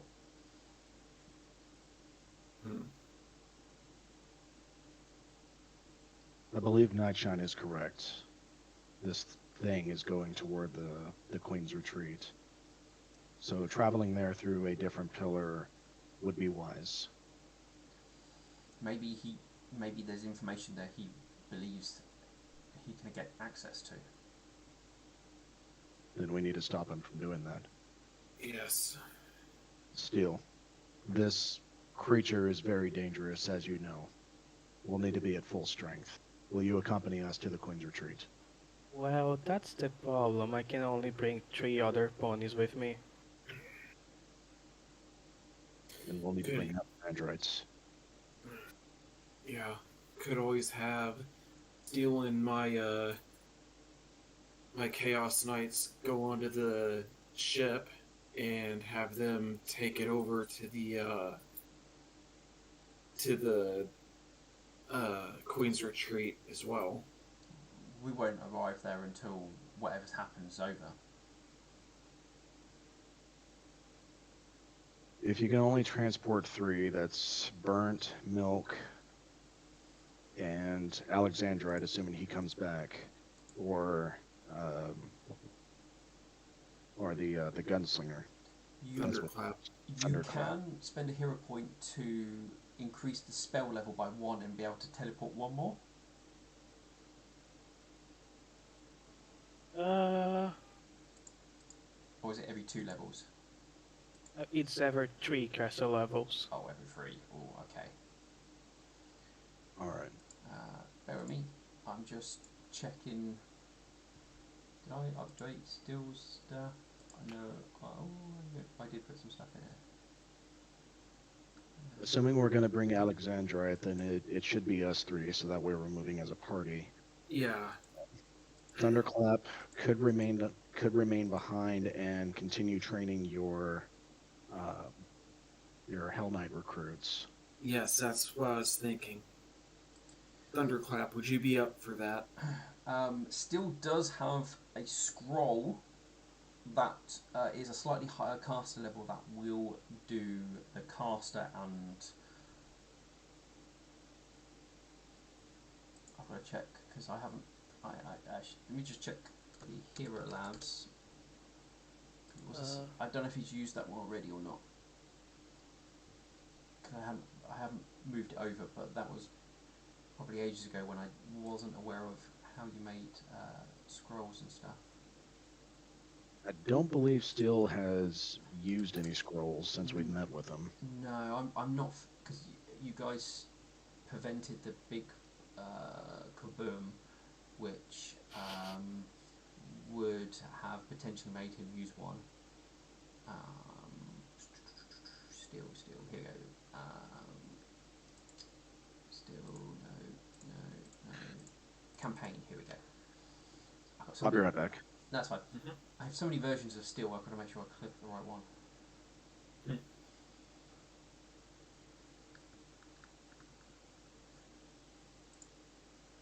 What are we doing? Oh, we're still looking at that. Okay. Here we go.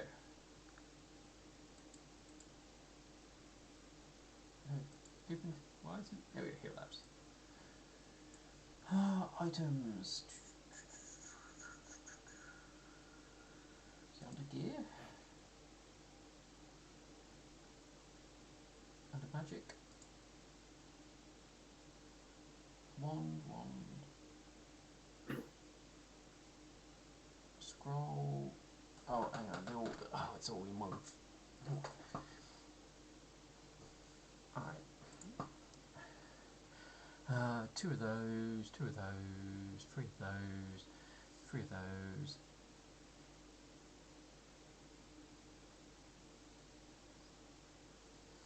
And we're back. He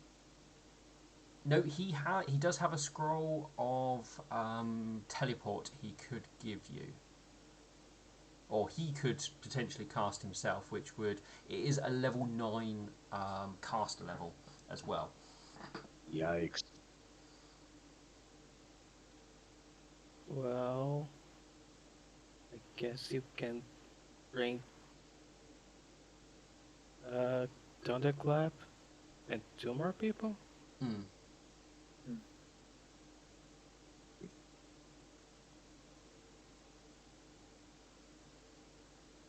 we have any other allies we could bring with us? Do you want to ask me Night Vision? Yes, actually I do.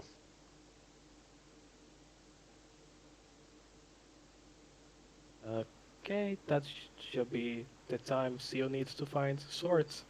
Unless he already has his swords back. I do not. Alright, so just to clarify out of character, our plan is to teleport ourselves to the southern pillar south of Galloping Dam to enter the Queen's Retreat before B4 can reach the pillar east of Vilja Town. And then we set up an ambush point for him to retrieve the Queen's body and destroy B4. There is a chance that each teleportation might fail. Yes, they're not not accurate. I am fairly familiar with the area, so I'm certain I would be able to get to the location. So I would say that you go with Burns, Alex, and Milk. And you as well, Nightshun. Yes. I will use my own spell, which is less likely to work. If we have this scroll, we could travel all together at the same time. It's only a 9th caster level, so same number of people. Oh, 9th caster level. I thought 9th level's casting. No. 9th level teleportation. No, afraid not. Alright. So essentially we would have to cast 2 separate teleportation spells to get everyone there together. Yeah. And one of them will be less likely to work, which is mine. Alright. So if we use Steel Scroll, that would be Steel himself, me and Burned, Possibly Alex. Yeah, And then if you Nightshine, Alexandrite, and Thunderclap, potentially Midnight Vision, is that correct? I think Alex should go with you. Okay. But that's still 7 bodies will be teleporting if Midnight Vision agrees to go. Yeah. I'll bring along Thunderclap, and if Midnight Vision agrees, him too. Okay. So that is our plan. We'll use 2 separate teleportations to go to the pillar at south of Galloping Dam, enter the Queen's retreat, and set an ambush for B4, retrieve the Queen's body, and destroy him. Thunderclap goes, well, I could always ask my sister. She's always up for a scrap. We'll ask her second. It is more likely she'll be the one traveling with us. Yeah. Even if she says yes, that's still and not the more than the limit. So I can bring 3 other people: Thunderclap, his sister, and Midnight Vision. Oh, and Burned. Mm. I received word back from your father this morning. Yes. He says, quote, I am returning. I can't get close. Things are changing here rapidly. It's like the desert is changing to something else. It's not safe here. Guys, I think that's the GM telling me something. Burgess, he oh, this. Yeah, there's definitely. I think the desert is where we're gonna find this Ashathon being. I don't want to cut you out, but we are kind of in a press for time, so we should move. Yeah. Milk, you go ask Midnight Vision, and Thunderclap, you go ask your sister. I guess we can meet at the front of the temple. Very well. I will go and see if I can find an armory to get a weapon. Okay. All right. So let's see. So we've been discussing this for 9 minutes. Has anything around B4 changed, or is he still running through grass? That's all you would have said. Okay. I put the mirror away in my bag of holding, and I guess leave the water in the bowl. It'll evaporate. Yeah. I mean, the water just stays there. It doesn't do anything other than just stays as water for the moment. Oh, and the metal piece of B4. Tempted to bring that with us just in case. Yeah, it's a small piece of B4. His big main shield thing is there, so yeah, I'll bring this small piece with me. Yeah. It can't hurt if we lose him, then that way we don't have to come back to the city to find him again. Aye. All right, so Milk Thistle will collect all of his belongings, the piece of B4, and we'll start making our way back up to the area of the Nightmare Temple and exit out the front. Yep. Still goes, where are we meeting each other? In front of the temple. We'll meet at the fountain. Fountain. Thunderclap goes, well, I'll quickly head off to grab my sis. All right. And Milk Thistle will run off to the camp. It is early in the morning. Midnight Vision is probably going to be cranky. Do you want help? No, I got this. Although, actually, yes, Nightshine. Yay. I'm going to flex my Nightshine diplomacy skills.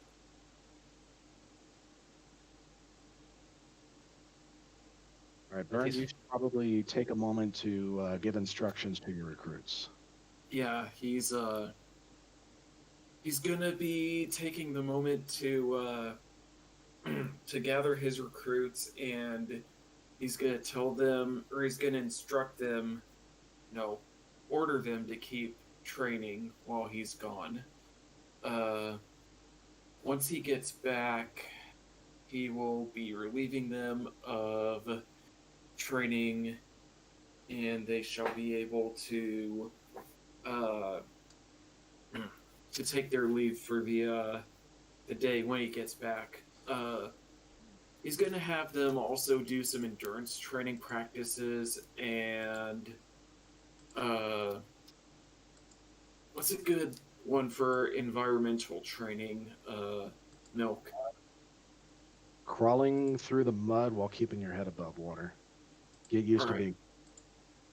Yeah, he's going to also tell them to do the train in that a lot. Like, Now, hmm? something very important here. You are leaving, as is Thunderclap. That means they're going to be without leadership. Um, oh, this was an idea I had over the past week and a half. GM, when Hmm? I cast fear on them through Bane and then as well as Vision of Hell, which of the recruits were unaffected? Or which ones remained disciplined and did not show fear? I believe it was mostly those who were had actually some sort of combat experience or were at least military mindset. Okay, Burn. Those are your recruits that need to be put into leadership positions.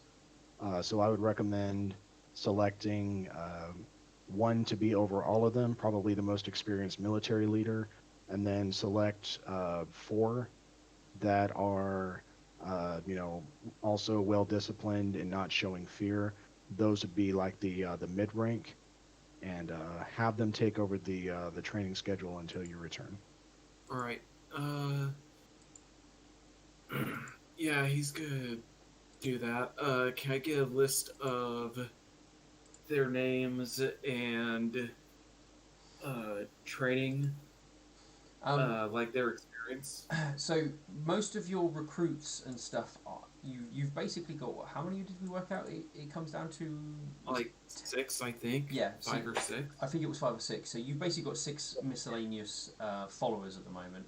So So given they that small number, one would be enough, yeah. but All right.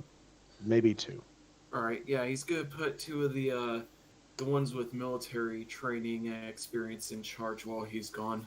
Yeah, I mean, they are, in regards to leadership, they are basically six individuals you can set to very low level tasks. They are considered level one at this point in time, basically. All right. It's not expected you will be sort of taking them out on quests with you unless you expect them to be cannon fodder.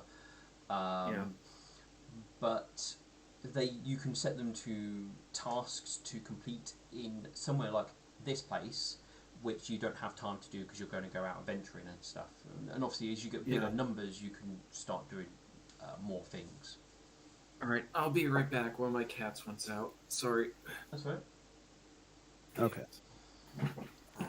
Yeah, for some reason I imagined like a whole blob of recruits, like 50 or 60 of them who volunteered. No, you don't get those sort of high numbers until you get quite high charisma and stuff. Right, okay. So yeah, with six, yeah, choosing one to continue on the training would be good. Just Okay, so Milk Thistle and Nightshine, we are going to the tents to 5. look for Midnight Vision. He's I got imagine he's still in the same tent. yeah. He's Burnt has 5.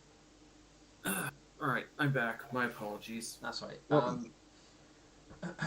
Um, you would know roughly where he stays. You're just gonna. You could get probably close enough to where you could just walk into his room, but then you would be the one waking him up at that moment in time. Is that what you want to try and do? yes. Nightshine, you would stay just outside of his room, or Milk Thistle would ask you to stay just outside of his room. So Milk Thistle will go in and speak to Midnight Vision. High Priest, this is urgent. I need to speak to you. Um, you will. He will be slow to rise as he looks up at you and sits up up from the stone slab he sleeps on. He looks at you with tired eyes and before he speaks, what is it? I know you would not have come unless it was urgent. Milk Thistle will give a bow and say Alpha, and then he'll call for Nightshine. Nightshine, please come in. Yes, I am the alpha. Hmm. Uh, Nightshine's going to slowly walk in. High Priest, I scryed on the robot B4 who attacked the temple. We know what direction he is heading. He is heading eastward at a high speed, as fast as he's able to run, toward what we believe to be a pillar that leads to the Queen's old retreat. We've been there ourselves before, so we know where the other pillars are located. We anticipate he will gain entry to the Queen's retreat. We will be teleporting ourselves to another pillar south of Galloping Dam, where we will gain entry before B4 does, and then we will set an ambush for him. We do not have the means to teleport ourselves all at once with a single casting, so Nightshine will be casting teleportation, and Steel Prism will be traveling with us as well. He has a scroll that will allow teleportation. We need to be at full strength, so High Priest, I request that you come with us against this creature that needs to be destroyed. I'm afraid the spells I will have prepared are not that of combat. I see. I can accompany you, and I will be able to support your endeavours through other means, but I do not expect open hostilities. So, I have things there for those who wish to commune with the nightmare, and for those who are seeking aid and guidance, and who can obviously show that they are worthy of the nightmare's assistance. So I can offer you support during an altercation. With respect, High Priest, while I would personally value your wisdom and whatever assistance you could give, this creature B4 needs to be destroyed. And I speculate that the demon who is commanding it intends to rendezvous with the Queen's body there. So we will need to be prepared for battle.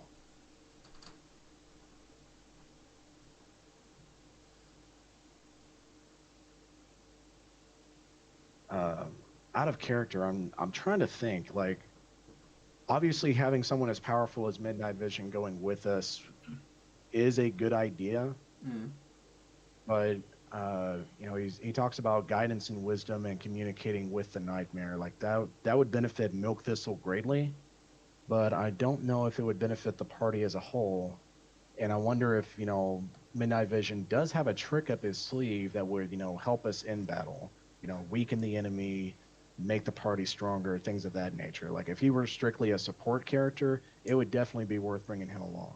Well, I don't have him built as an NPC because I never expected him to go into full combat, so I don't know to what full extent his combat abilities will be. But he would have prepared most spells that would be suitable for somebody in a temple who is looking after everybody, leading ceremonies and that sort of thing. There's possibly going to be some combat stuff in there, or some things that would aid to a certain degree, but I haven't actually put him together as a character sheet, so I wouldn't know 100% how he would turn out yet. But I would aim to build him in. Well, I would aim to prepare his spells that have that sort of thing in mind. So that's what he will potentially be going into combat with. Would be more utility-based stuff. Okay, so I'm going to address the party here out of character. We're almost guaranteed to get into a fight. However, a utility caster does have its benefits. Like there's likely things within the Queen's realm that we don't have access to that Midnight Vision could potentially gain access to.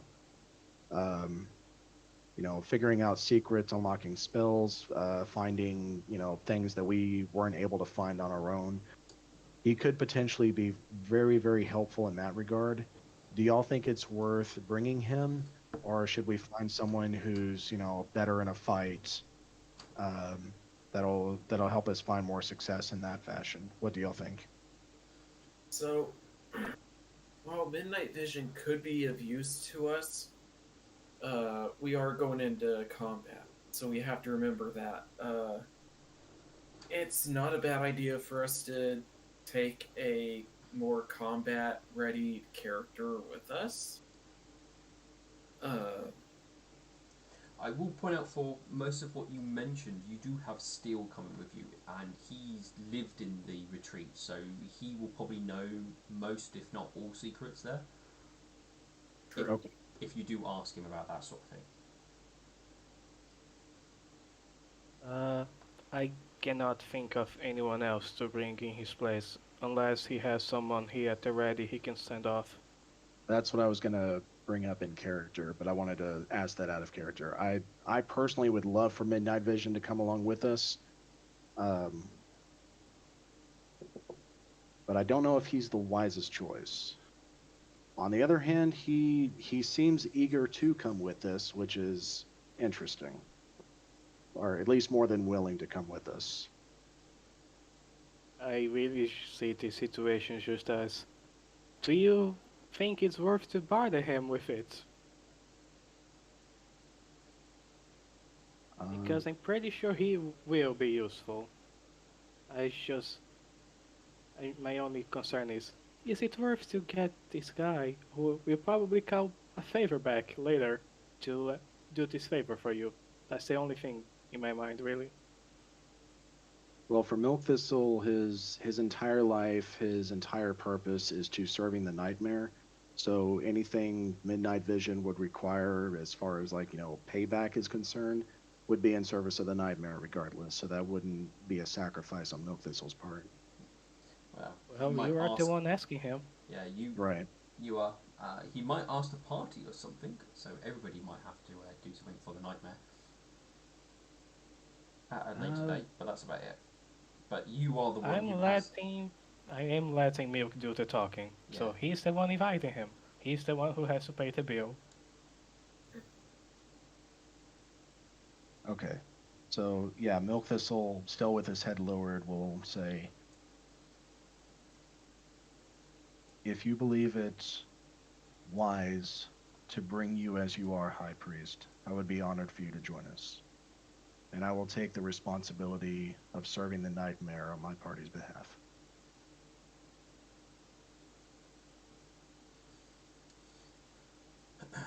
Then I only ask, how long do I have to prepare?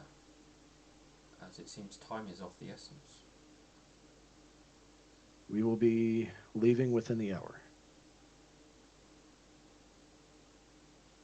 Then I will be ready before the hour is up. We will be meeting in front of the temple by the fountain. I have a few things to sort out before I leave, but I should be there. Will we be gone for a single day or longer? We will be gone until the Queen's body is retrieved, my lord. Or High Priest. I expected we to be back here by tomorrow. I will ensure that I have things in place for tonight then. See your orders fulfilled, High Priest. Thank you. Move swiftly. There's much to be done. And Moonplanter will raise his head and leave the tent leave the tent promptly. Okay, Moonplanter. I will be honest, Nightshine. I look over my shoulder to make sure the tent flap is closed, and I speak softly. I did not expect him to say yes. I'm going to be real honest. Neither did I. I also didn't expect you to put me in the spot like that, calling me the alpha. But thank you. I'm happy that you respect me as such. And he puts a hand on your shoulder. And Milk Thistle will smile and say, then I'm glad to see your delusions of grandeur have not skipped a step. I learned from the best. Well, we have a moment before we're to meet back at the fountain. Shall we get some tea? If you can make tea in 15 minutes. Yes? Of course I can. All right. So yeah, Milk Thistle will get some hot water, and he'll begin brewing some tea over here by the fountain. We should find Alexandrite. He should probably be coming with us. Yeah, I mean, I would Yes. assumed he would be there for like the seeing the stuff going on, so he'd be with the party because I don't think he had any plans to be elsewhere. But we will check with him when he does show up to see. Because he might have decided, oh, I want to quickly do something like this. So we will find out. I I have one question. Yes. Uh, about Ulrich. How is he right now? Is he still living there in the corner, cheaposing? Or did he find a purpose in life as an NPC? Wait, who? It Griffin. was a player character. I can't remember when we. Did you guys leave him in the city? We never properly send him off. I like to imagine he's at the Opal Starving, cheaposing in the corner. Yeah, he's probably slowly drinking. Yeah, Maybe he's clipping into the wall, and that's causing him to fall off the wall, and then he flashes and resets back on the ground. that's pretty much how I think it's working. Yeah, Oh god, so it's every Garry's Mod video ever. yeah. But yeah, I will have two NPCs to put in. GM, did we ever confirm that Lord Crystalheart speaks Infernal? I don't believe you. I don't think you've ever confirmed he does speak Infernal. I think you've spoken Infernal to him, but I don't believe he's at least not responded to you in Infernal.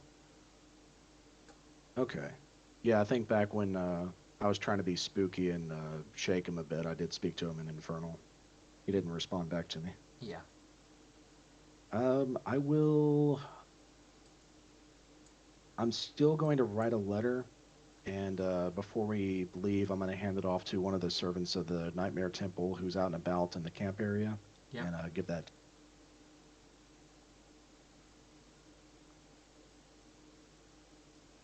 Yeah. I would have thought you would give it to probably one of the more higher ranking ones. Well, no, to be honest, you would give it to one of the higher ranking ones who is up and about at the moment.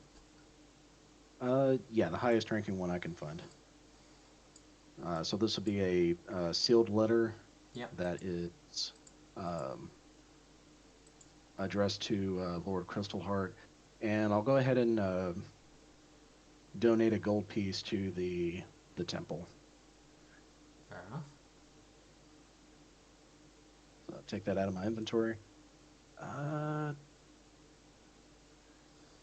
Yeah. And I don't mind the players knowing this, but this would be a private thing just to send to them. Yeah. Mm-hmm. But no.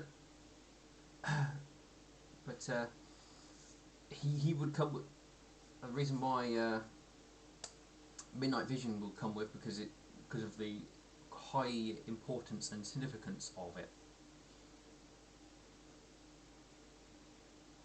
Right. It just I'm certainly glad he is. It just caught me off guard that he would actually agree to it, even though it is important. He still head over the temple that got destroyed, so he might have decided that this was more important.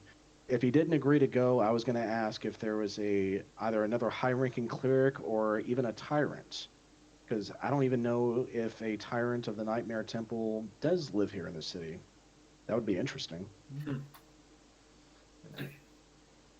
I mean- the anti-paladin archetype. Yeah. Yeah, Alexander and him would get along great. But no, I was trying to think of a reason why he wouldn't go. Yes, obviously trying to keep people calm and stuff, but pursuing the person who caused significant damage to the temple and bringing them to justice. It seemed too much of a thing that he wouldn't want to pass up. Plus, the That whole makes- it can definitely strengthen, obviously, the nightmare your candidate and other things if it's seen through to certain ways. So Yeah. it seems foolish not to. And we also have a very strong representative of the Sun Queen coming along with us too. Yep. Mm-hmm. So yeah, unity, law and order, justice. Those are things we can all get behind, right, Nightshine? Well, that's certainly the broad face you give. It certainly is. I'm glad we agree. Now I'm now looking at the encounter with B4, and I'm now going, this might be now far easier than it originally was set up for. Well, I'm sure a GM with your infinite knowledge and godlike powers, you could make something interesting happen. Well, I mean, I'm looking at it and go, well, I could add stuff, but I'm feeling like that's sort of taken away from your like initiative. But Yeah. but your kind of initiative is you're bringing along some higher level characters because Yeah. technically Yeah, that's where your advantages are. So yeah.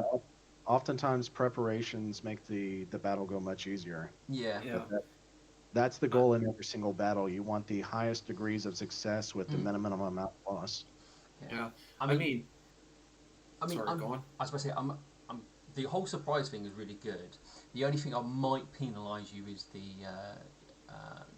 bringing along two high level characters. That's the only way I'm going to sort of see something about possibly penalising the combat, um, just because they will potentially be taking part, and it possibly will be things to help counter their abilities more than you guys. Mm. Well, if the nightmare wishes to test our strength and our abilities, it'll simply be our obligation to overcome every one. Yeah. Yep. So that that is what I am possibly going to counter. So at least with definitely with Steel, it's possible that he may have to do something to help negate something in the fight, so he doesn't take part directly. Because I know how much damage he can output. Yeah. So he will probably be one who won't be necessarily dealing the damage. Now, if the demon really wanted to play unfair, he could Oh, always, just. Hmm? if the big ass demon does show up, then you would have Steel's full help because I believe he's like CR 23 or something higher. I can't remember. Holy, holy crap! He's like Thanos snap. Oh, half the population of Everglow is now gone. Levels of boss fight. That's That like 1.2 million experience points if we kill him. yeah, We got that all the way up to 20. that is what I have him statted as, I believe. Okay. At least that was the last time I statted him for a fight. He might change based upon what you guys do during the campaign, because that was based on what another group did. So, and he came out at that level. So you guys, it might be slightly different depending on what happens when you face him and all that some fun stuff. Outstanding. Fair enough. Yeah. Well, Uh, uh, is Thunderclap bringing Thunder Sister? Yeah, he ran off to go and get his sister. He's over here doing it. Okay, I'm going to write it down so we don't forget. okay, cast that. I've got that prepped. I've got that prepped. Okay. Isn't Thunderclap's sister Lightning Rider? Thunder Rider. Thunder Rider. All right. Yeah. Why did I think Lightning Rider? Oh wait, that's right. It's the name of a classic rock song. But no, she is a barbarian. So have fun with that. Maybe we want to swap two people around so in case only Nightshine managed to hit there, they still have a chance to fight. Milk will travel with Midnight Vision, so I Uh, guess I could travel with Steel, Midnight Vision, uh, Burn. okay, Hmm? You should come with us, Burn, and then Alexandrite, Thunderclapper, and Underwriter could travel with you, Nightshine. Sounds good. Let's see, Steel, Alex, Burn, Milky, Midnight Thunder, Thunder. That would work. I would want to travel with Midnight Vision, but we could still make that work. Yeah. so because I do think it would be a good idea to have both parties have a chance of winning the fight. So So have one high Midnight level. Milky, no. All right. Yeah, have, uh, yeah, have one high level NPC in each group, basically. Yeah. Do we know how powerful Thunder Rider is? I They will do. be the same level as Thunderclap, so level 6. Hmm. Oh no, he's level Oh, 7, I believe. you know, it would be really funny. Uh, the two, if the team with the most nightmare worshippers together, and the other one doesn't, it would be really funny. You will die in the name of nightmare, no one else. Just I'm just really hoping both of our teleportations go off without a hitch, because if one of us messes up and ends up 500 miles away, that's gonna suck. Well, I mean, still will be doing it at a like the highest rating. So what is it? Know really well. Um, line, mm, bleh. Nightshine will at least be doing it as like Sin once or something like that, which is the next one down. I have 75% chance of working. Yeah. Plus, I mean, you've actually been to that location, so you're familiar with it. Is it familiar? I I can't remember what the degrees of okay. chances are.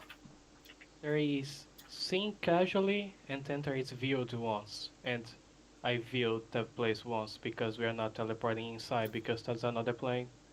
Yeah. What's up from viewed once? Uh, 1 through 76. No, no. What's the next thing called? Which is the next step up? Seen casually.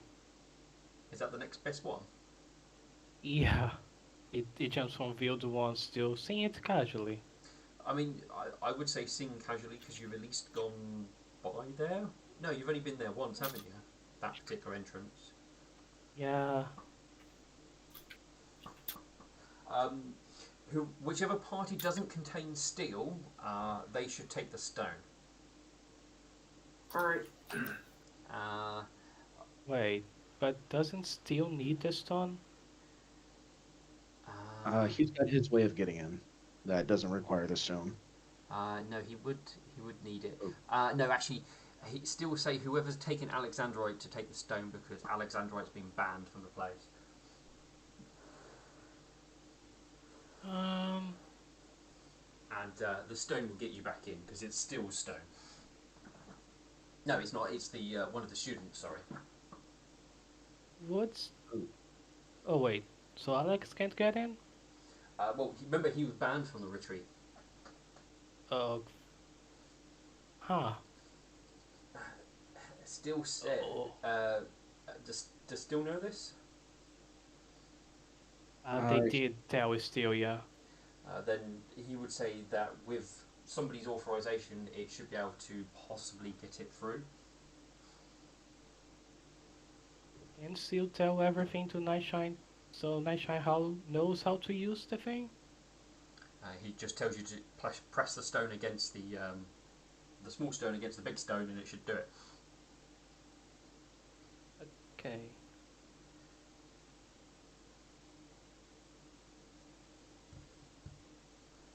Uh, yes, I guess it's a matter of party composition at this point. Hmm? Um, we want one strong NPC with each team. All right. Well, how about this? How about we simply swap the teams? So Alex Thunder and Thunder travels with Steel, so that way they got their high power character, and then Burn, Midnight, and myself travel with Unite. I guess that would work. And I give Steel the stone. Yeah. He knows what to do with the stone. Nightshine will be very upset for not traveling with the cute pony. It's okay. We're gonna end up in the same place. I Mm-hmm. guess it is a matter of life and death. Yeah. Just think wonderful thoughts of your wife, and your ideals of whatever you were thinking of Thunder will just fade away. My wife doesn't have a dick. I mean, she could. Yes, that's why I'm keeping the belt. Terrible. You. Wow. When I'm strong enough What? to cast Miracle, I'm gonna fix that belt for you. Okay. All right. God. I think pausing here would be good because I've got some NPCs to build. I think we should roll the teleports before ending session. Yep, I'm okay for you rolling some teleports. All right. Okay. So Steel found some good weapons. Uh, The party's with direct. he would have found a weapon. He would have gone for a longsword. It's not magical or anything special, but he can at least attune to it. That would be what he's got. Okay. Let's say our prayers and then we roll our dice. Our Father Okay. who art in heaven, hallowed be thy name. I guess he still didn't care for prayers. He's already a paladin. He has enough blessings as he needs. Hmm. I don't think this one needs to be blind, but I'm going to roll blind. You don't have to. I rolled Stealth Blind just because you won't know.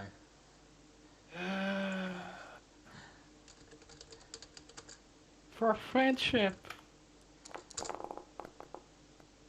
Yay!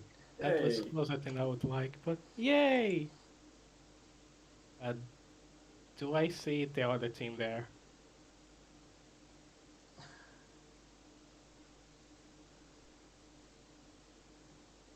Oh, silence.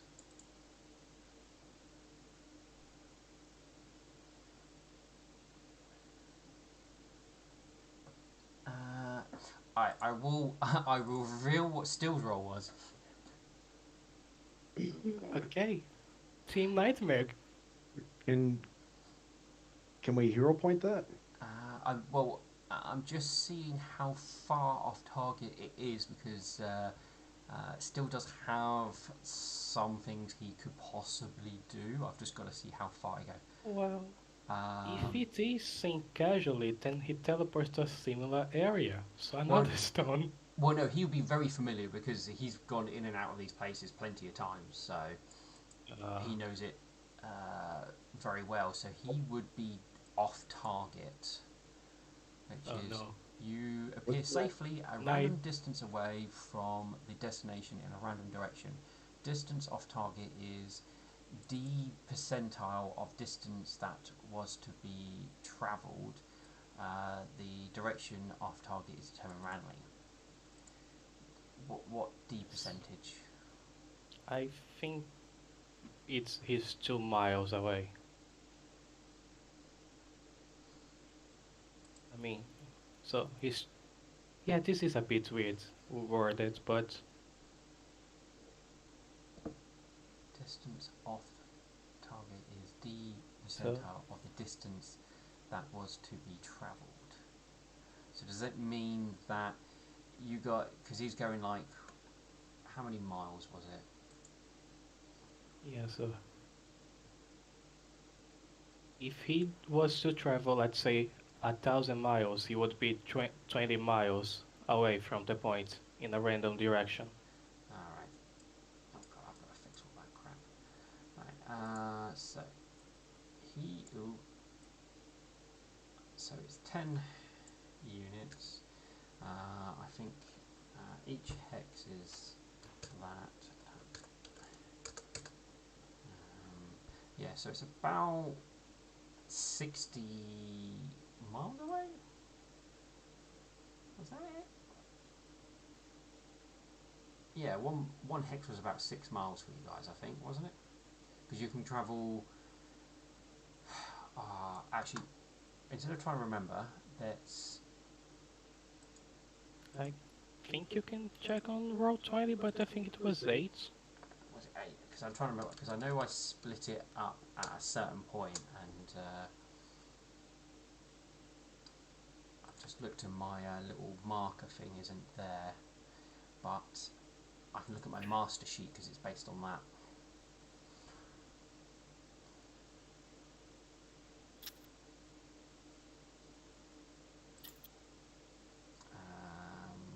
Everglow map.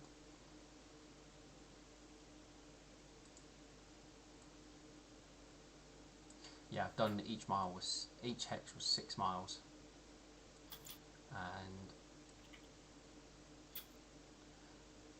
okay, okay. Apparently, this map's grown by one hex, so it should be one hex closer than I've got it. So it's 54 miles. So how far is he off target by?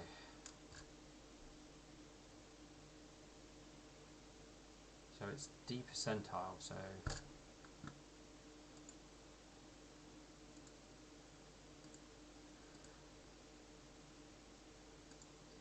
what is...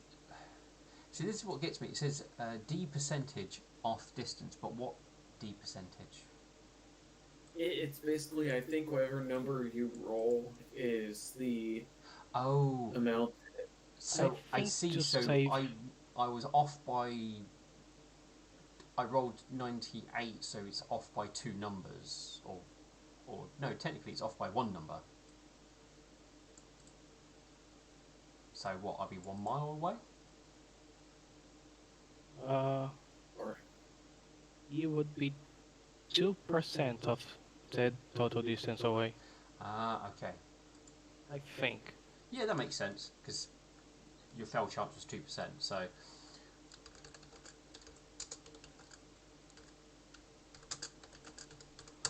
and Google will tell me it is 1.8. Cool.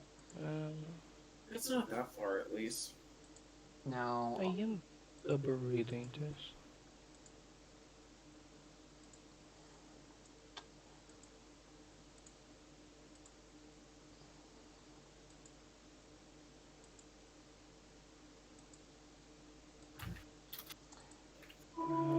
I guess I'll ask the Pathfinder people. I now need to double check to see if Still has the ability to get himself right where he needs to go straight away, or do you have to run a little?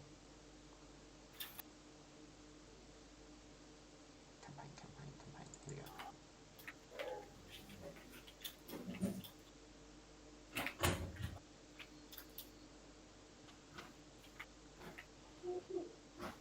He has...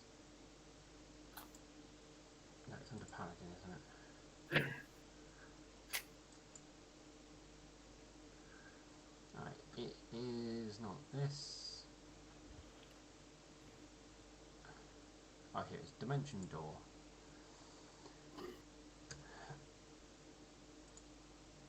Alright, so... You wouldn't give your brother a ride. He never called. He never freaking called. You were home before he left. Times by 11. 4 plus 400.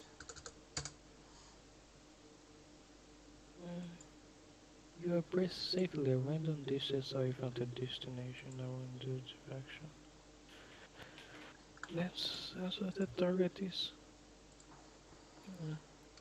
98%.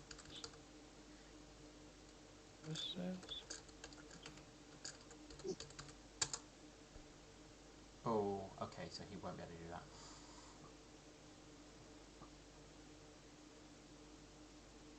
Uh,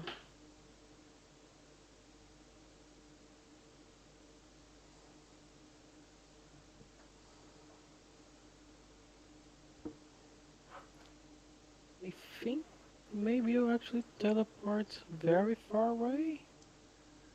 Or very far away. So is it he's potentially off by 54 miles because that's what he Uh, so was teleporting? distance of targets this much is, I think, 98% of the distance that was to be traveled. I'm not sure, but uh, yeah. Let me just ask. If I teleport, yeah, just ask. But Yeah, that is like really bad wording. yeah, I heard, I read this 1,000 times.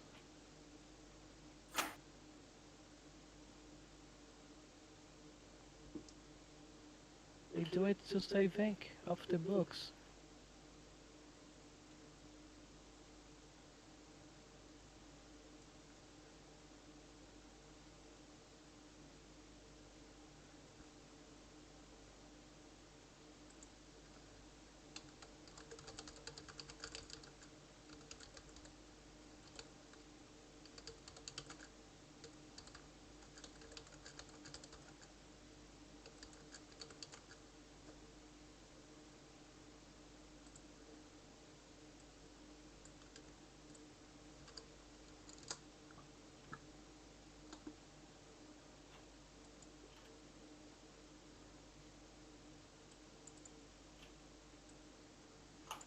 The question is,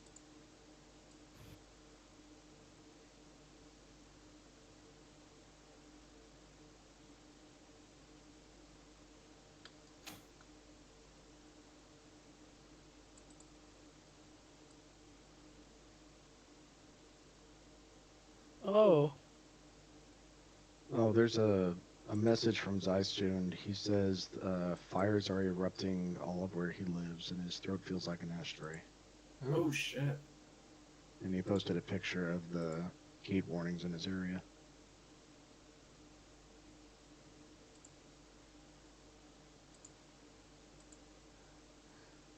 it's very red there.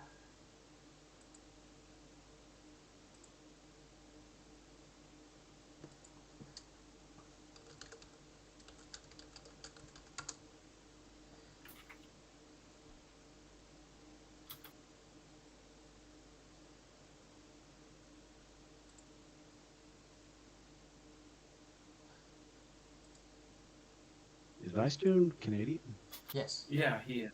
Oh, I never knew that. British Columbian by the looks of it. Um, this is especially troublesome because well, he's much farther north than where my friend lives. But I can see Okanagan right there. My buddy lives in Summerland, which is south of Okanagan.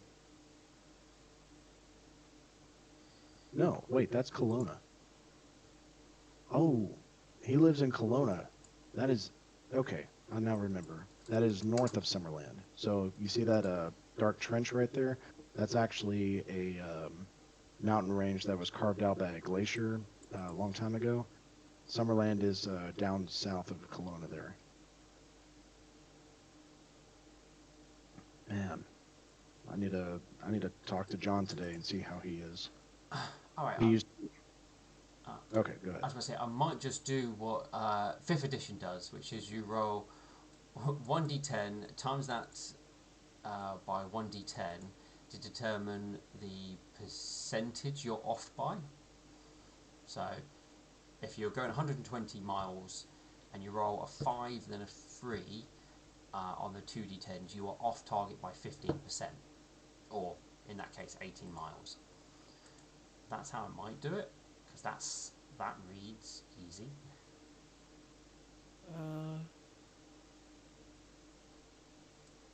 I think the way it's supposed to work is You rolled a 98, so you're 98% of the distance To the away. yeah, see that's oh, so what? It's instead of being 1 mile away, I'm 50, 4 miles away. Uh, Now that uh, yes, if you were to travel 100 miles and you rolled this, you would be 98 miles away from the place where you tried to go in a random direction. see that seems a bit harsh, given Yeah, because that means but if you rolled, let me have a look. Where's teleport? Because that's planes. Where's his teleport? Because if you rolled one of the viewed once things and you happen to roll 77, then you would be off target by less instead of more. yeah, I'm going to do it the I, opposite way round because I don't like how that's doing it. So I'm going to say he's within 1.8 miles of. Well, no, it's literally within 1 mile of it because he's 2% of the way away from it in a random direction. Somebody roll me a d8. uh, it's just looking because at the table lower is better, but yeah, it is kind of dumb. Yeah, so 6. So I'm going to do 1 as the direction you guys were coming in. So there, 1, 2, 3. Ah, Okay, I, you roll the dice again to see the percentage of distance you are away, oh, okay, that makes uh, sense. So or at least that's what internet is telling me. It's very confusing. we'll go with 1 mile. It makes sense. Alright, sorry, roll me a d6 because apparently I've got 6 squares around it, not 8. I was obviously thinking of squares rather than that. 1. Okay, so you're there. Cool. So, you both once the groups are together, you both teleport simultaneously. Nightshine, you show up there. Still's group isn't there. How dare you, Stone Queen? Yeah, well, she does like her jokes. Mm-hmm. Well, this is no time to joke around. All right, so where do we know where the other party is? How far away they are? No. Well, No. you guys have no idea where they'll be. All right. So we're missing both of our paladins Yes. and our 2 volunteers, or 1 volunteer, 1 voluntold. Did we make it? Yes. You guys are Yes. landed on target. Nightshine, how long does it take for teleportation to occur? Uh, well, how long does it take for you to cast water? And he points at his night parts. And I'm going to try to set fire to this some parts. It's instantaneous. Says midnight. So they will be here if they are on target. Clearly they were not. I see. We have no time to waste. All right, so Milk will create water on the east and the west. Yeah, and I think you guys got ways of making fire, don't you? I do have art prepared, so I can do that. Yeah. So it will be a matter of moments before you guys will activate the portal and be able to get into it.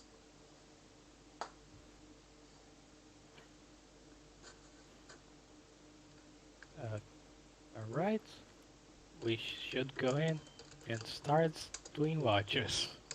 Mm-hmm. Oh, by the way, I really should cast best spells. What spells do I have? Mage Armor.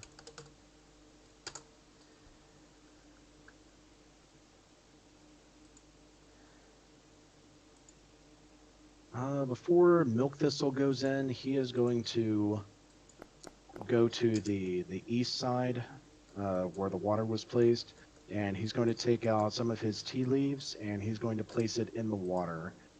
And hopefully, Alexandrite is wise enough to use that as an indication that we are already inside. So when they arrive, they know to expect us. Mm-hmm. What an unfortunate roll. We really needed that to work. Yes. But the Sun Queen had other plans. Yep.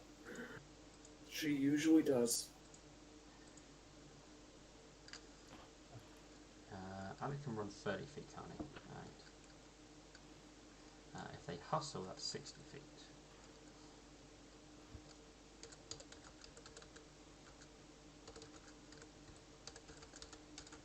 So that's You know, I really expected me to be the one to be off target.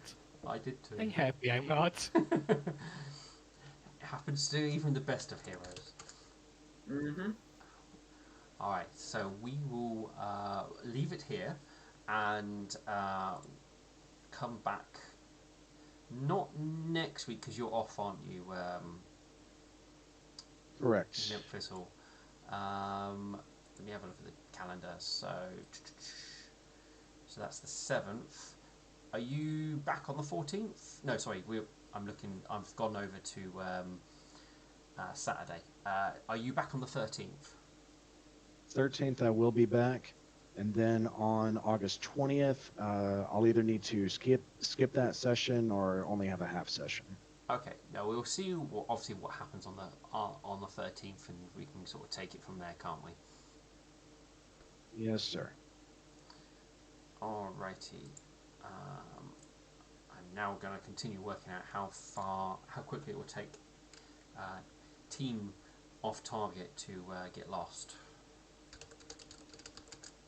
I know, so how long it takes them to get to the location at the movement speed they can go at. Stay on target. Stay on target. I did not expect session to end like this tonight. Yeah, I know, right? And it stinks, but this is what happens when you let followers of the Sun Queen, deal with themselves. You know, hmm. Well, this is a situation. No one But does. I'm happy I didn't get off target with Midnight, Thunder, and Thunder Sister. That would be awkward as fuck. Oh yeah. Yeah, you'll pitch a tent and then you'll be like, no girls allowed. Yeah,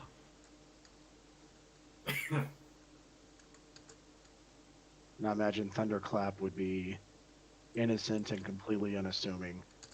But I want my sister to join us. It'll be cold out here. uh, I, I don't think she wants me to do the things I want to do to you.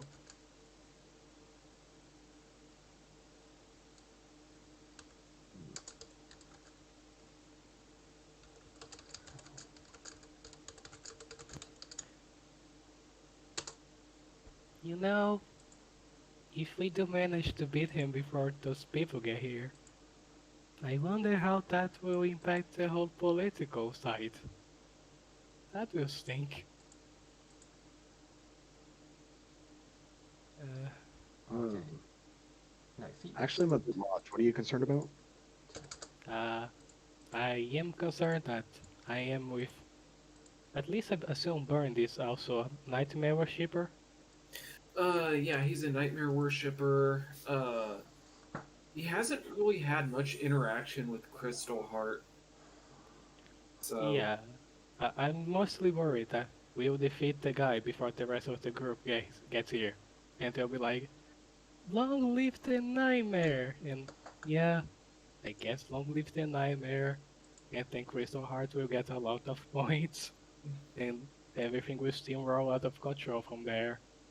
I mean, we can't even be so sure of that. Like, I know.